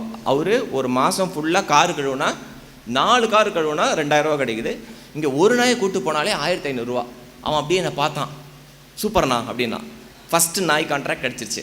இப்போ இந்த நாய் வாக்கிங் கிடச்சோன்னே நான் என்ன பண்ணேன், எங்கள் அப்பார்ட்மெண்ட்டில் இருக்க செக்ரட்டரிக்கு ஒரு லெட்டர் கொடுத்தோம். இதுமாரி நம்ம அப்பார்ட்மெண்ட்டில் 18 பேர் வீட்டில் நாய் இருக்குது, எனக்கு தெரிஞ்ச நண்பர் ஒருத்தர் இருக்கார், இவர் வந்து நாயை வாக்கிங் கூப்பிட்டு போகிறதுக்கு ரெடியாக இருக்கார், நீங்கள் ஒரு நோட்டீஸ் கொடுக்க முடியுமா அப்படின்னு கொடுத்தா 12 பேர் அவங்க நாயை ரெடியாக கொடுத்துட்டாங்க. தயவு செஞ்சு கூப்பிட்டு போ, மாதம் 1500 ரூபா தான் என் தொல்லை தீர்ந்தது. டெய்லி காலையில் அவரோட ஒர்க்கிங் ஹவர்ஸ் என்னென்னா காலையில் 4 to 6, சாயங்காலம் 6 to 8. இதுதான் நாயை வாக்கிங் கூப்பிட்டு போகிற டைம். ஏன்னு கேட்காதீங்க, நாய் அப்போ தான் சுசு போகும். அந்த டைம் தான் நீங்கள் வாக்கிங் கூப்பிட்டு போகிறதுக்கான கரெக்டான டைம். ஸோ சின்ன நாயாக இருந்தால் 2 நாயை கூப்பிட்டு போவார், பெரிய நாயாக இருந்தால் சிங்கிளை கூப்பிட்டு போவார். 12 × 1500 ரூபா கணக்கு போட்டுக்கோங்க, அதுவே 18000 ரூபா வருது நாய் வாக்கிங் கூப்பிட்டு போகிறதுக்கு. அவனுக்கு அவ்வளோ சந்தோஷம். எனக்கு 1 கிலோ ஸ்வீட் பாக்ஸ் வாங்கிட்டு வந்து கொடுத்தான். அண்ணா சூப்பர்ண்ணா, ரொம்ப தேங்க்ஸ்ண்ணா, ரொம்ப ஹாப்பிண்ணா நான் அப்படின்ட்டு ஒரு வாக்கிங். இது நடந்தது ஒரு 4 வருஷத்துக்கு முன்னாடி, 2013 நடந்தது. இந்த வர்தா புயல் வந்தது இல்லை, இப்போது நான் அந்த அப்பார்ட்மெண்ட் விட்டு மாறி வேறு அப்பார்ட்மெண்ட்டுக்கு போயிட்டேன். இவங்க கூட அவ்வளோ டச்சில் இல்லை. இந்த வர்தா புயல் வரது கரெக்டாக ஒரு 10 நாளைக்கு முன்னாடி எங்கள் அப்பார்ட்மெண்ட் என் ஆஃபீஸில் செக்யூரிட்டி கார்டு கூப்பிட்டு சார் உங்களை பார்க்க ஒருத்தர் வெளில வந்து நிற்கிறாரு, உங்களுக்கு தெரிஞ்சவருன்றாரு, உங்களை பார்த்துட்டே போகணும், யாருன்னு ஃபோன் கொடுங்க அப்படின்னா நம்மால். ஆனால் நான் தான்ண்ணா உங்களை கொஞ்சம் பார்க்கணுண்ணா அப்படின்னா. டேய் நல்லா இருக்கேடான்னு வெளில வந்தால் ஒரு ஸ்வீட் பாக்ஸ் வச்சுருந்தான், 1 கிலோ ஸ்வீட் பாக்ஸு. நான் ஸ்வீட் எடுத்துக்கோங்கண்ணா அப்படின்னா. என்னடா அப்படின்னா, நான் பைக் ஒன்று வாங்கியிருக்கேன்னா, பஜாஜ் பல்சர் பைக் ஒன்று வாங்கியிருக்கேன், உங்களை ஒரு ரவுண்டு கூப்பிட்டு போனோண்ணா அப்படின்னா. நான் சொன்னேன் சூப்பர்ரா அப்படின்னு. பார்த்தேன் black colour Bajaj Pulsar bike. எவ்வளோடா ஆச்சு அப்படின்னா, ஆனால் 1.25 லட்ச ரூபா ஆச்சுண்ணா அப்படின்னா. டே சூப்பரா, லோன் போட்டியாடா அப்படின்னா. இல்லை நான் ரெடிமேட் கேஷ் தானா, ரெடி கேஷ் கொடுத்தா நான் எடுத்தேன் அப்படின்ட்டு என்ன எங்கள் ஆஃபீஸ்லேருந்து அந்த ஐடி ஹைவேல டிசிஎஸ் வரைக்கும் அப்படி போய் யூ-டர்ன் போட்டு எடுத்துகிட்டு வந்தான். வரும்போது இறக்கி விட்டு நான் கேட்டேன், அப்புறம் என்னடா பண்ணுற இப்போது, நாயெல்லாம் வாக்கிங் கூப்பிட்டு போறியா அப்படின்னு. அண்ணா நம்மக்கிட்ட இப்போ 125 நாய் இருக்குண்ணா அப்படின்னா. 125 நாயா? 125 நாய் நீ எப்படா வாக்கிங் கூப்பிட்டு போகிற? அண்ணா நீங்கள் ஐடியா கொடுத்தீங்கன்னா அப்புறம் நான் யோசிச்சு பார்த்தேன், நம்மளே டெய்லி வாக்கிங் கூப்பிட்டு போனேன் அப்படின்னு. இப்போ நம்ம குப்பத்து பசங்க 20 பேர் நம்மக்கிட்ட வேலை செய்கிறாங்கன்னா 20 பேர் அவர்கிட்ட வேலை செய்கிறாங்களாம். இதில் 18 பேர் ரெகுலர் ஸ்டாஃப்னா 2 பேர் பேக்கப் ஸ்டாஃப்னா அப்படின்னா. பேக்கப் ஸ்டாஃபா எதுக்குடா அப்படின்னா, இல்லைனா இந்த நாய் வாக்கிங் கூப்பிட்டு போகிறதுக்கு சில பசங்க திடீர்னு லீவ் போட்டுருவாங்க, அப்போ அன்றைக்கி வாக்கிங் கூப்பிட்டு போகிறதுக்கு ஆள் இருக்காதுல்ல, அப்போ நான் பேக்கப் ஸ்டாஃப் அனுப்புவேண்ணா அப்படின்னா. சூப்பராண்ணா, ஒரு ஆளுக்கு 300 ரூபா கொடுக்குறேன்னா இப்போ நம்மளுக்கு கையில் 1200 ரூபா நிற்கிது. இப்போ நீ என்ன பண்ணுற? நான் இப்படி தான், நான் பைக் எடுத்துகிட்டு ஏரியா சூப்பர்வைஸ் பண்ணி இன்றைக்கி அந்த அப்பார்ட்மெண்ட் போய்ட்டு அவங்க சீக்கிரம் போகிறாங்க, அங்கே போய் நாய் வாக்கிங் கூட்டு போய்ட்டு இவர் வெறும் சூப்பர்வைசிங் தான் பண்ணுறாராம். 20 பேர் வேலை செய்கிறாங்களாம் அவங்ககிட்ட. அப்புறம் என்கிட்ட சொன்னா, அண்ணா அப்புறம் ஒன்றுன்னா நீங்கள் போட்டுருக்கிறீங்களா டேகு, இதுமாதிரி நானும் கொடுத்துருக்குறேண்ணா எங்கள் கம்பெனியில் டேக் அப்படின்னா. டேய் நான் சொன்னேன், டே எதுக்குடா டேக் எதுக்குடா கொடுத்த அப்படின்னு. இல்லைனா உங்களுக்கு தெரியாத விஷயம் இல்லை, நீ இந்த ஃபீல்டில் நான் இன்ட்ரடியூஸ் பண்ணணுன்னு தான் நான் பார்த்தேன். அந்த மெட்ராஸ் தமிழ் வர கொஞ்சம் ஒரு மாதிரி தான் இருக்கும். நீ என்னை இன்ட்ரடியூஸ் பண்ண பிறகு தான் நான் பார்த்தேன், நாய் திருட்டு வந்து பயங்கர பெரிய பிஸ்னஸ். நான் இங்கே நாயை வாக்கிங் கூப்பிட்டு போகிறேன், நாயை திருடின்னு போய் வெளில போய் விற்றுருவாங்க. அதனால் நம்ம ஃபோட்டோ போட்டு ஐடி கார்டு இருக்குதுண்ணா, அந்த எம்ப்ளாயி வந்து நான் தான் அந்த ஆளுன்னு காமிச்சா தான் ஓனர் நாயை கொடுப்பாங்க, இல்லைனா நாய் கொடுக்க மாட்டாங்கண்ணா அப்படின்னா. டேய் சூப்பர்ரா அப்படின்னு, வாழ்த்துக்கள்ரா அப்படின்னு. சரிடா தம்பி கிளம்புறேன்ட்டு அவ்வளோ தூரம் போன பாருங்கள். அப்புறம் என்கிட்ட கொடுத்தா அண்ணா அப்படின்னா. என்னடா நான் நீங்கள் ஐடி கம்பெனி தானேண்ணா அப்படின்னா. அவனுக்கு ஹெச்ஆர்லாம் தெரியாது. நான் எனக்கு ஒரு வெப்சைட் போடணுண்ணா அப்படின்னா. வெப்சைட்டா அப்படின்னு. சரி வரேன் திருப்பி. என்னடா பேர்லாம் டிசைட் பண்ணிட்டேன் நான். இன்னொரு அண்ணா சொன்னாங்க பேர்லாம் டிசைட் பண்ணிட்டேன், எனக்கு அந்த வெப்சைட் மட்டும் கொஞ்சம் ஹெல்ப் பண்ணா அப்படின்னு. என்னடா அப்படின்னா, www.thedogwalker.com அப்படின்னு அவனுக்கு வெப்சைட் வேணுமா. இப்போ நீ கணக்கு போட்டுக்கோ, 125 × 1500 எவ்வளவு? கிட்டத்தட்ட நான் வாங்குகிற சம்பளத்தோட ஜாஸ்தி வாங்குறான் அவன் நாய் வாக்கிங் கூப்பிட்டு போயிட்டு. பணம் சம்பாதிப்பதற்கு எவ்வளோ வழி இருக்குது, எத்தனோ வழி இருக்குது. It's just that idea which needs that. Vivekananda group of இன்ஸ்டிடியூஷனில் இருந்து இந்த அச்சீவர்ஸ் அவார்டு ஒரு 4-5 வருஷத்தில் எப்படி இருக்கணும் அப்படின்னா, ஃப்ரண்ட் ரோவில் ஒரு ரோ இருக்கணும், ஆண்டர்ப்ரனர்ஸ் அப்படின்னு ஒரு ரோ இருக்கணும். கேப்ஜெமினி, டிசிஎஸ், இன்ஃபோசிஸ்க்கு எல்லாத்துக்கும் முன்னாடி நீ உட்காந்துருக்கணும். நான் ஒரு கோழி பண்ண வச்சுருக்கேன், இங்கே நான் ஒரு பொட்டிக் வச்சுருக்கேன், நான் ஒரு பியூட்டி பார்லர் ஆரம்பிச்சிருக்கேன், நான் இத்தனை பேருக்கு வேலை கொடுக்குறேன் அப்படின்னு வரும் பாருங்கள். They are real achievers. So இன்றைக்கி you go and work for somebody, it's perfectly fine. நீ இன்ஃபோசிஸ், விப்ரோ எங்கே வேணால் போய் வேலை செய். ஆனால் நீ வேலை செய்யும் போது தான் உள்ளுக்குள்ளே ஒரு வாய்ஸ் கேட்டுக்கிட்டே இருக்கும், am I using my fullest potential? அப்போ உன்னோட ஃபுல்லஸ்ட் பொட்டென்ஷியல் வேறு எங்கேயாவது இருந்தால் இந்த டாக் வாக்கர் மாதிரி, இந்த முஸ்தஃபா மாதிரி, சம்படி ஆர் ஏன் உங்கள் சேர்மன் மாதிரி, look, dream big and think big and be an entrepreneur. இந்த last message my dear friends, 2012 வரைக்கும் என் வாழ்க்கை ஒரு சைடாக போயிட்டு இருந்தது. Corporate, HR and all the stuff. I want to be the fastest growing HR professional, பயங்கரமான ஏவிபி ஆகணும், விபி ஆகணும், அதெல்லாம் இருந்தது. ஆனால் காட் ஆல்மைட்டி இருக்கார் பாருங்கள், அவர் ரொம்ப தெளிவு, யார் யாருக்கு எந்தெந்த பாதைக்கு போகணுன்றது ரொம்ப தெளிவாக திட்டந்திட்டு இருக்கார். when I sit here and talk to you girls, இது உண்மையான இந்தியா கிடையாது, சரியா? நீங்கள் உட்காந்துருக்க நீங்கள் எல்லாருமே கோட்டீஸ்வரர்கள். யார் பணக்காரன் அப்படின்னா, தங்குறதுக்கு ஒரு வீடு இருந்ததுன்னு வச்சுக்கோ, நீ உட்காந்துருக்க வீடு, உன் வீட்டுக்கு மேலே கூரை இருந்துச்சுன்னா நீ பணக்காரன். இந்தியாவை பொறுத்த வரைக்கும் அந்த கூரைக்குள்ளே அப்பா அம்மா இருந்தால் நீ கோட்டீஸ்வரன். இதுதான் நிஜம். ஏன்னா இவ்வளோ பியூட்டிஃபுல் ஃபங்க்ஷன் எத்தனோ நாள் நடக்குது இந்த மேடையில். 2013 மதுரையில் ஒரு மீட்டிங் பேச போயிருந்தேன். லக்ஷ்மி சுந்தரம் ஹால்னு ஒரு ஃபேமஸான ஹால் இருக்குது. இங்கே எவ்ரி இயர் ஏப்ரல் 1 to 10 வரைக்கும் ஒரு பிரபல நாளிதழ் நடத்துகிற ஒரு கெரியர் கவுன்சிலிங் ப்ரோக்ராமுக்காக பேச போயிருந்தேன். பேசி முடிச்சாச்சு, என்னெல்லாம் படிக்கலாம் அதெல்லாம் சொல்லி முடித்த பிறகு கீழே டவுட்ஸ் கிளாரிஃபை பண்ணும்போது அந்த நாளிதழோட எடிட்டர் வந்தார். சார், வெளியில் ஒரு பொண்ணு நிற்கிறா சார், உள்ளே வர மாட்டேங்கிறா, அவளை நீங்கள் ஒரு நிமிஷம் பார்க்க முடியுமா அப்படின்னா. வெளியில் போனேன். அதில் ஒரு பொண்ணு இப்படி ஒரு நோட் புக்கை இப்படி செஸ்ட்டோடு இப்படி வச்சுட்டு இருக்கா. அவள் போட்டிருந்த சல்வார் கமீஸ் அவ்வளோ அழுக்கான ஒரு சல்வார் கமீஸ். இங்கே இருக்க கேர்ள்ஸ் நீங்கள் யாரும் அதை போட மாட்டீங்க. இங்கே இல்லை, உங்கள் வீட்டில் நைட் ட்ரெஸ்ஸாக கூட போட மாட்டீங்க. Forget the night dress. சில பேர் வீட்டில் கால் மீதியாக பழைய துணி போட்டு வச்சுருப்போம்ல, அது மாதிரி கூட போட மாட்டீங்க. இந்த பொண்ணு நோட் புக் வச்சுருந்தா. போன உடனே என்கிட்ட, அண்ணே வணக்கண்ணே, நீங்கள் நிறைய விஷயம் பேசுனீங்க, சில விஷயம் விளங்குச்சு, சில விஷயம் விளங்கலை, எனக்கு படித்த உடனே ஒரு வேலை கிடைக்கணுண்ணே, அது மாதிரி ஒரு படிப்பு சொல்லுங்கள் அப்படின்னா. கேட்ட விஷயமே இவ்வளோ தான், ஸ்ட்ரைட்டாக பாயிண்ட்டுக்கு, படித்த உடனே ஒரு வேலை கிடைக்கணும், அது மாதிரி ஒரு படிப்பு சொல்லுங்கள் அப்படின்னா. நான் சொன்னேன், நீ என்ன படிக்கிறேன்னு? நான் சொன்னேன், இப்போ தான் 12th எக்ஸாம் எழுதி முடிச்சிருக்கேன்னே அப்படின்னா. யார் இருக்கா வீட்டில்? அம்மா இல்லை. இந்த பொண்ணு 7ஆம் கிளாஸ் இருக்கும்போது அம்மா இறந்துட்டாங்க. அப்பா முழு நேர குடி, தேங்க்ஸ் டு டாஸ்மாக், பல பேர் குடியில் தான் இருக்காங்க. ஒரு தம்பி, ஒரு தங்கச்சி. அப்போ சொன்னால் யார் படிக்க வைக்கிறா அப்படின்னா. அண்ணே நான் தானே வேலை செஞ்சுட்டே படிக்கிறேன் அப்படின்னா. என்னம்மா வேலை செய்கிறேன்னு? 4 வீட்டில் பாத்திரம் தேய்க்கிறேன் அப்படின்னா. காலையில் 2 வீட்டில் வேலை செய்கிறா, சாயங்காலம் 2 வீட்டில் வேலை செய்கிறா. தம்பி தங்கச்சிக்கு சமைச்சு சாப்பாடு எடுத்துகிட்டு போகிறா ஸ்கூலுக்கு. 12th exam முடிச்சிட்டா. நான் கேட்டேன், எவ்வளோவா மார்க் வாங்கியிருக்கேன் அப்படின்னா. அது கேட்க முன்னாடி அவள் சொல்கிறானே, நான் என்ன படிப்பாக இருந்தாலும் படிச்சுப்பேன், நல்லா படிப்பேன், நான் என்ன படிப்பாக இருந்தாலும் படிச்சுப்பேனே அப்படின்னா. சரி, எவ்வளோவா மார்க் வாங்கியிருக்கேன்? ஏன்னா மார்க்கை பேஸ் பண்ணி நான் ஒரு கோர்ஸ் அட்ஜஸ்ட் பண்ணலாம்னு நினச்சேன். அப்போ சொன்னானே, 3 ரிவிஷன் எக்ஸாம் முடிஞ்சிருக்குண்ணே, நான் கம்மியாக வாங்கின மார்க்கு 1154 அப்படின்னா. சரியா? இதை நான் என்னோடய 12th மார்க்கை 2ஆல் பெருக்குனா தான் அங்கே போகும். 1154. எனக்கு அப்படியே பலார்னு அரைஞ்ச மாதிரி இருந்தது. நம்மக்கிட்ட யாராவது உதவின்னு கேட்டு வரும்போது நம்ம என்ன பண்ணுவோம்? ஃபஸ்ட்டு பர்ஸ் எடுத்து பைசா கொடுப்போம். கரெக்டாக? நீங்கள் எல்லோரும் பண்ணியிருப்பீங்க இல்லை? ரோட்டில் இருக்க பிச்சைக்காரங்களுக்கு கூட நம்ம எதாவது பைசா கொடுத்துருப்போம். ஆனால் அன்றைக்கி எனக்கு பைசா கொடுக்கணும்னு தோணவே இல்லை. எனக்கு அவளை எப்படி ஹெல்ப் பண்ணணும்னு தெரியல. நான் என்னோடய பிஸ்னஸ் கார்டை எடுத்து கொடுத்துட்டு ஒரு ரிசல்ட்ஸ் வந்தோன்னே எனக்கு ஃபோன் பண்ணேன் அப்படின்னு. அவளோட நம்பரும் இந்த பிபி நம்பர்னு சொல்லுவாங்க, வேலை செய்கிற நம்பரும் வாங்கிக்கிட்டேன். என் கூட பேசும்போது நான் இப்படி பக்கத்தில் வந்தேன்னா ஒரு 4 அடி தள்ளி போகிறா பின்னாடி. ஒரு அவசரத்திலே இருக்கா எங்கேயோ போகிறதுக்கு. நான் அப்போ அவளை தோளில் தட்டி கொடுத்து, இங்கே வா, என்ன அவசரம், நான் தான் பேசிகிட்டு இருக்கேன், உனக்கு என்ன அவசரம் அப்படின்னு. அப்போ சொல்கிறா, அண்ணே நான் 45 நிமிஷம் தானே பர்மிஷன் வாங்கிட்டு வந்தேன் வேலை செய்கிற இடத்துல, 1 மணி நேரம் ஆச்சு, நான் போகலன்னா என் வேலை போயிடும். அதான் அந்த குழந்தை சொன்னது. நான் சொன்னேன், சரி நீ போ, உன்னோட ரிசல்ட்ஸ் வந்தோன்னா என்னை கூப்பிடு அப்படின்னு. மதுரை முடிச்சுட்டு நான் சேலத்துக்கு வரணும் அடுத்து பேசுகிறதுக்கு. கிட்டத்தட்ட 3-4 மணி நேரம் காரில் தனியாக தான் இருக்கேன். எனக்கு இந்த பொண்ணோட இமேஜ் வந்து போயிட்டே இருந்தது. என்ன பண்ணலாம் அப்படின்னு. அப்போ ஃபோன் எடுத்து நீங்கள் உங்கள் ஃபோன் இருந்ததுன்னா எடுத்து பாருங்கள். நிறைய உங்கள் ஃப்ரெண்ட்ஸோட நம்பர் நிறைய பேர் வச்சுருப்பீங்க. இப்போ சார் எடுத்திங்கன்னா நிறைய அகாடமிஷியன்ஸ் நம்பர் வச்சுருப்பார். இந்த காலேஜ் சேர்மேன், அந்த காலேஜ் சேர்மேன். டாக்டர் இருந்தால் நிறைய டாக்டர்ஸ் நம்பரை வச்சுருப்பாங்க. என் ஃபோன் எடுத்து பார்த்தா நிறைய ஹெச்ஆர் நம்பர் இருந்தது. அதுக்கு ஈக்குவலாக நிறைய காலேஜ் சேர்மன்ஸ் நம்பர் இருந்தது. ஏன்னா 2000 லெக்சர்னால் நீங்கள் நினச்சி பாருங்கள், காலேஜாக போகும்போது சில காலேஜ் பிரின்சிபல், சேர்மன் ஃப்ரெண்ட்ஸாக இருப்பாங்க. யோசிச்சு பார்த்தேன், ஏன் வெக்கத்தை விட்டு ஒரு காலேஜில் ஃப்ரீ சீட்டு கேட்கக்கூடாதுன்னு தோணுச்சு எனக்கு. அன்றைக்கி ஒரு விஷயம் நல்லா புரிஞ்சுது. நமக்குன்னு ஒரு உதவி கேட்கும் போது தான் நம்ம கூனி குறுக்கி கேட்க வேண்டியது இருக்கும். இப்போ நான் போய் அவங்க சேர்மன் கிட்ட ஒரு 5000 ரூபா பணம் கேளுங்க, கடன் கேட்குறேன்னு வச்சுக்கோங்களேன். அவர்கிட்ட போய்ட்டு, சார் ஒரு 5000 ரூபா கொடுங்க, பளிர்னு விழும்.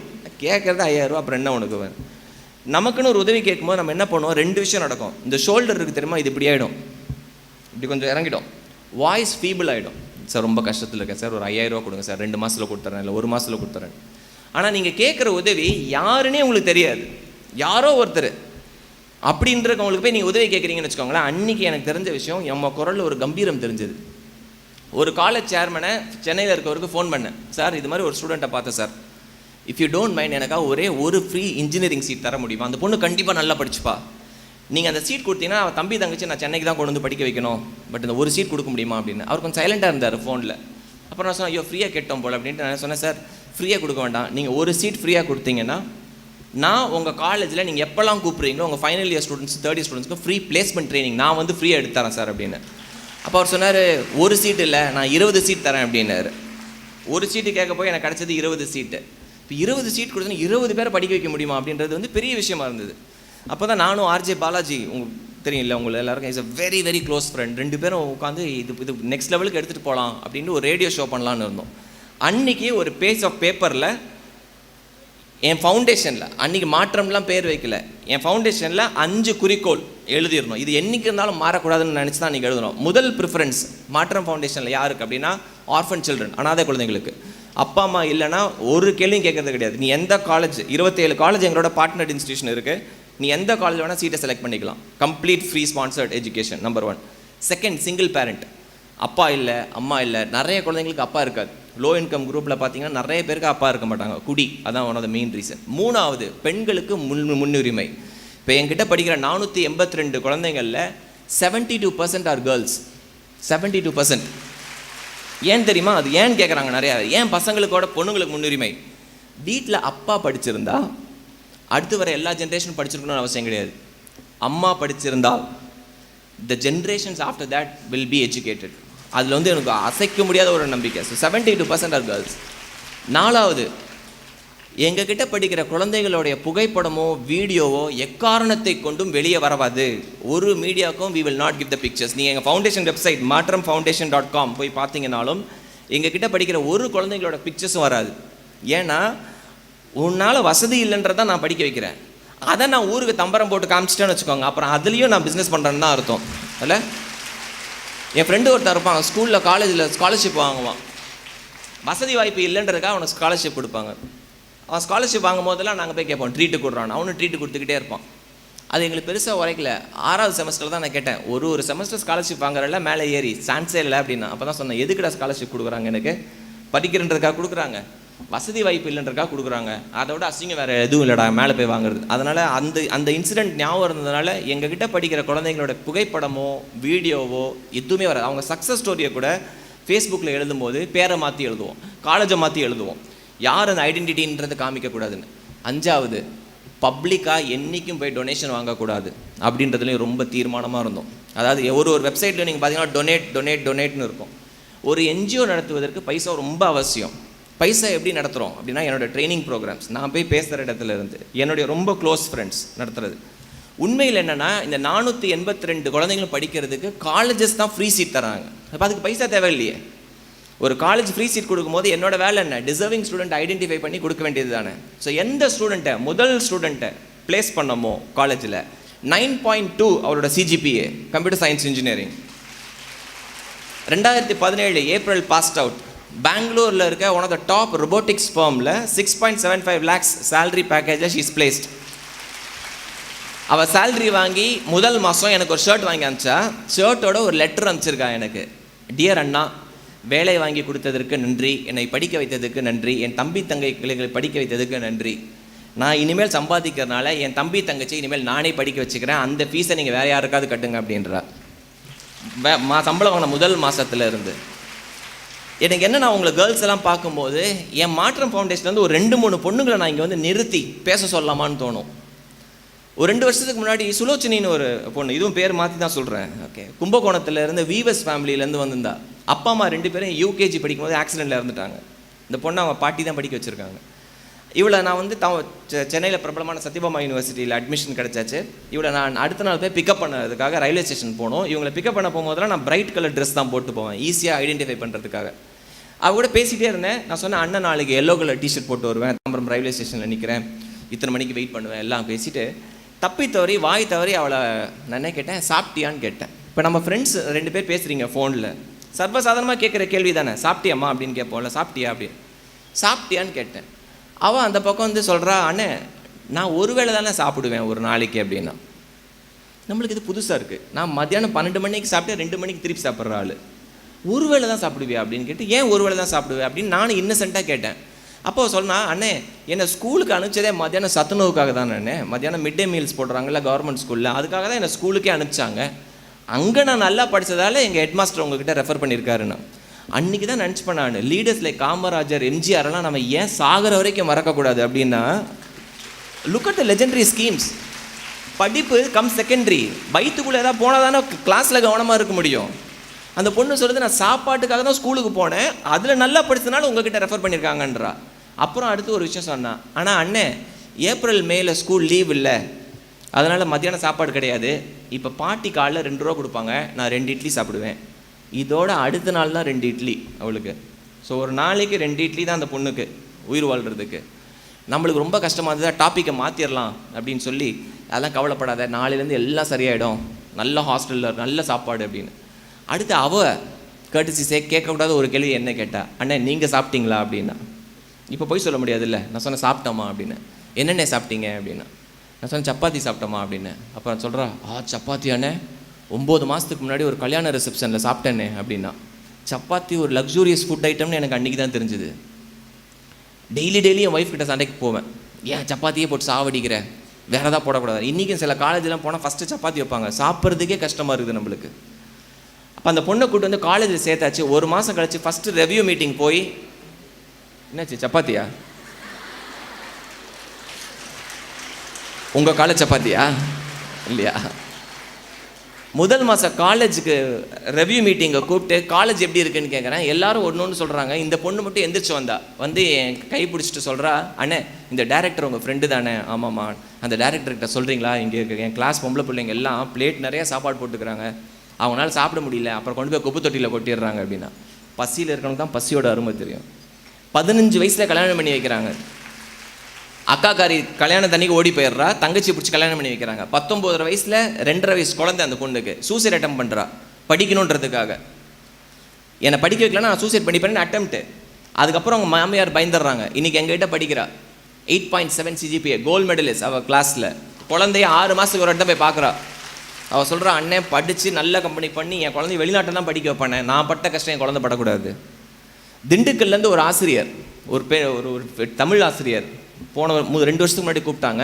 கண்டிப்பாக என்னோட வயசில் பெரியவங்க அவங்க என்கிட்ட சொல்கிற ஒரு விஷயம் மறக்க மாட்டேன். எங்களுக்கு அட்மிஷன் முடிஞ்சிச்சு அந்த வருஷம். நான் சொன்னேன், மேடம் அட்மிஷன் முடிஞ்சிச்சு மேடம் அப்படின்னு. சார் உங்கள் காலில் விழுந்து கெஞ்சி கேட்குறேன் சார். ஆசிரியர் நினச்சி பாருங்கள். அதனால தான் ஒன்றும் மழை பெய்யுது சார். இந்த 3 பசங்களை படிக்க வைக்கலன்னா கல்யாணம் பண்ணி வச்சுருவாங்க. நல்லா படிக்கிற பொண்ணு குழந்தைங்க, தயவு செஞ்சு எதாவது பண்ணுங்க சார். ஐயோ இவ்வளோ சொல்கிறாங்கன்றதுக்காக. எங்கள் அம்மா திண்டுக்கல்ல தான் படித்தாங்க. எங்கள் அம்மா சொன்னாங்க, இல்லைடா தம்பி ஏதாவது பண்ணு அப்படின்னோடனே நாங்கள் ஃப்ரெண்ட்ஸோடு போனோம்.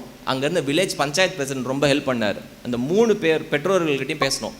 4 வருஷம் எங்ககிட்ட படிக்க கொடுங்க, நீங்கள் 5 பைசா செலவு பண்ண வேணாம். அவங்க அப்பா அம்மா சொல்கிறாங்க, நான் 5 பைசா செலவு பண்ண மாட்டேன் சார், டிக்கெட்டுக்கெல்லாம் நீங்கள் தான் பார்த்துக்கணும், நாங்கள் எல்லாத்தையும் நாங்களே பார்த்துக்குறோம், நீங்கள் படிக்கிறதுக்கு மட்டும் அலோவ் பண்ணுங்கன்னு. இந்த 3 பேரில் 2 பேருக்கு 18 வயசு தானே இந்த பொண்ணுங்களுக்கெல்லாம். 2 பேருக்கு பார்த்த மாப்பிள்ளை, ஒரு பையனுக்கு 23 வயசு, இன்னொரு பையனுக்கு 25 வயசு. 3ஆவது பொண்ணுக்கு பார்த்த மாப்பிள்ளோட வயசு 48 வயசு. ஒரு ஆள் அந்த பொண்ணு கல்யாணம் பண்ணிக்கிறதுக்கு ரெடியாக இருந்தா. நான் அவளை கூப்பிட்டு கேட்டேன், இவங்க 2 பேர் சரி, நீ ஏன் 48 வயசில் ஒரு ஆளை கல்யாணம் பண்ணுறதுக்கு ரெடியாக இருந்த அப்படின்னு. ஒரு கூச்சமும் இல்லாமல் என்கிட்ட சொன்னா, அண்ணே அவங்கள பற்றி தெரியாது, இவரை கல்யாணம் பண்ணிக்கிட்டா இவர் என்னை காலேஜுக்கு அனுப்புகிறேன்னு சொன்னார் அப்படின்னா. காலேஜ் படிக்கிறதுக்காக பெண் குழந்தைங்க எந்த அளவுக்கு போகிறாங்கன்றதை நல்லா புரிஞ்சுக்கோங்க. அந்த எஜுகேஷனை மட்டும் தயவு செஞ்சு வீணாக்கிடாதீங்க. Specially children sitting outside. These are all real life stories. இதெல்லாம் எங்கேருந்தோ புக்கு படித்ததில்லை, இதெல்லாம் என்கிட்ட படிக்கிற என் குழந்தைங்கிட்ட. நிறைய பேர் கேட்பாங்க, உங்களுக்கு எத்தனை குழந்தைங்கள்? 483. அடுத்த வருஷம் ஒரு 150 ஜாஸ்தி ஆகும். ஒரு குழந்தைகளுக்கு பின்னாடியும் ஒரு கதை இருக்குது. நான் அடாப்ட் பண்ண ஒரு பொண்ணு இருக்கா, அப்பா அம்மா இல்லை, 1184 வாங்கியிருக்கா டோட்டல். அவளை கேட்டேன், 1184 வாங்கியிருக்கா, சூப்பரில். வீட்டில் என்ன சொன்னாங்க? வீட்டில் யாருமே இல்லை சார், யாரும் எதுவும் சொல்ல. நான்லாம் 1184 மார்க் வாங்கினா அப்படியே தலைகீழ ஆகிடுவேன். ஒரு பிரபலமான ஐபிஎஸ் ஆஃபீஸர் கேட்டார், உங்களுக்குலாம் என்ன படிக்கணும்னு கேட்டார் என்னோட குழந்தைங்கிட்ட. அப்போ இந்த பொண்ணு எந்திரிச்சு ரெண்டு ஐஏஎஸ் ஆகணும் அப்படின்னா, அவள் ஐஏஎஸ்க்கு தான் ட்ரைனிங் பண்ணிட்டு இருக்கா.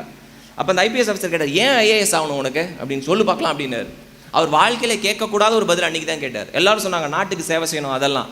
அவள் எந்திரிச்சு நின்று சொன்னான், எங்கள் அண்ணன் இருக்கார்ல, எங்கள் அண்ணனுக்கு ஒயிட்டு கலர் காரில் ரெட்டு கலர் லைட் வச்சு வண்டியில் போகணுன்னு ஆசை. அப்போ நான் கேட்டேன், அண்ணன் அந்த மாதிரி வண்டியில் போகணுன்னா என்னென்ன பண்ணணும் அப்படின்னு. ஐஏஎஸ் படிக்கணும்னு சொன்னார். சரி, எங்கள் அண்ணனை காரில் கூப்பிட்டு போகிறதுக்காக நான் ஐஏஎஸ் படிச்சுட்ருக்கேன் அப்படின்னா. அந்த ஐபிஎஸ் ஆஃபீஸர் எப்படி என்னை பார்த்தாரு, யோ இது மாதிரி ஒரு ஆன்சர் நான் கேட்டதே கிடையாதுயா. நம்மளை ஒரு விஷயம் பாதிச்சுதுன்னா அதை ஆக்ட் பண்ணாத நம்ம மனுஷர்களே கிடையாது. இந்த last story, the final story, April 16, 2016 24 எங்கள் ஆஃபீஸில் வேலை செய்கிற சந்தானம்னு ஒருத்தர் house keeping staff Madras Christian college வாசலில் ஒரு கண்ணு தெரியாத அம்மா ஒருத்தங்க கடலை மிட்டாய் வித்துட்டு இருக்காங்க அப்படின்னு சொல்லி ஒரு ஃபோட்டோ எடுத்துகிட்டு வந்து என்கிட்ட காமிச்சார். அந்த ஃபோட்டோ பார்க்கும்போது அந்த அம்மா கை நீட்டி கடலை மிட்டாய் ஒரே இடத்துல நின்று வித்துட்டு இருக்காங்க. அவங்களுக்கு காலு கீழே ஒரு சின்ன குழந்தை உட்காந்து புக்கு உட்காந்து படிச்சுட்டு இருந்தது. இதுதான் ஃபோட்டோ. எடுத்த ஒரு பேர் சந்தானம், எங்கள் ஆஃபீஸில் ஹவுஸ் கீப்பிங் வேலை செய்கிறார்.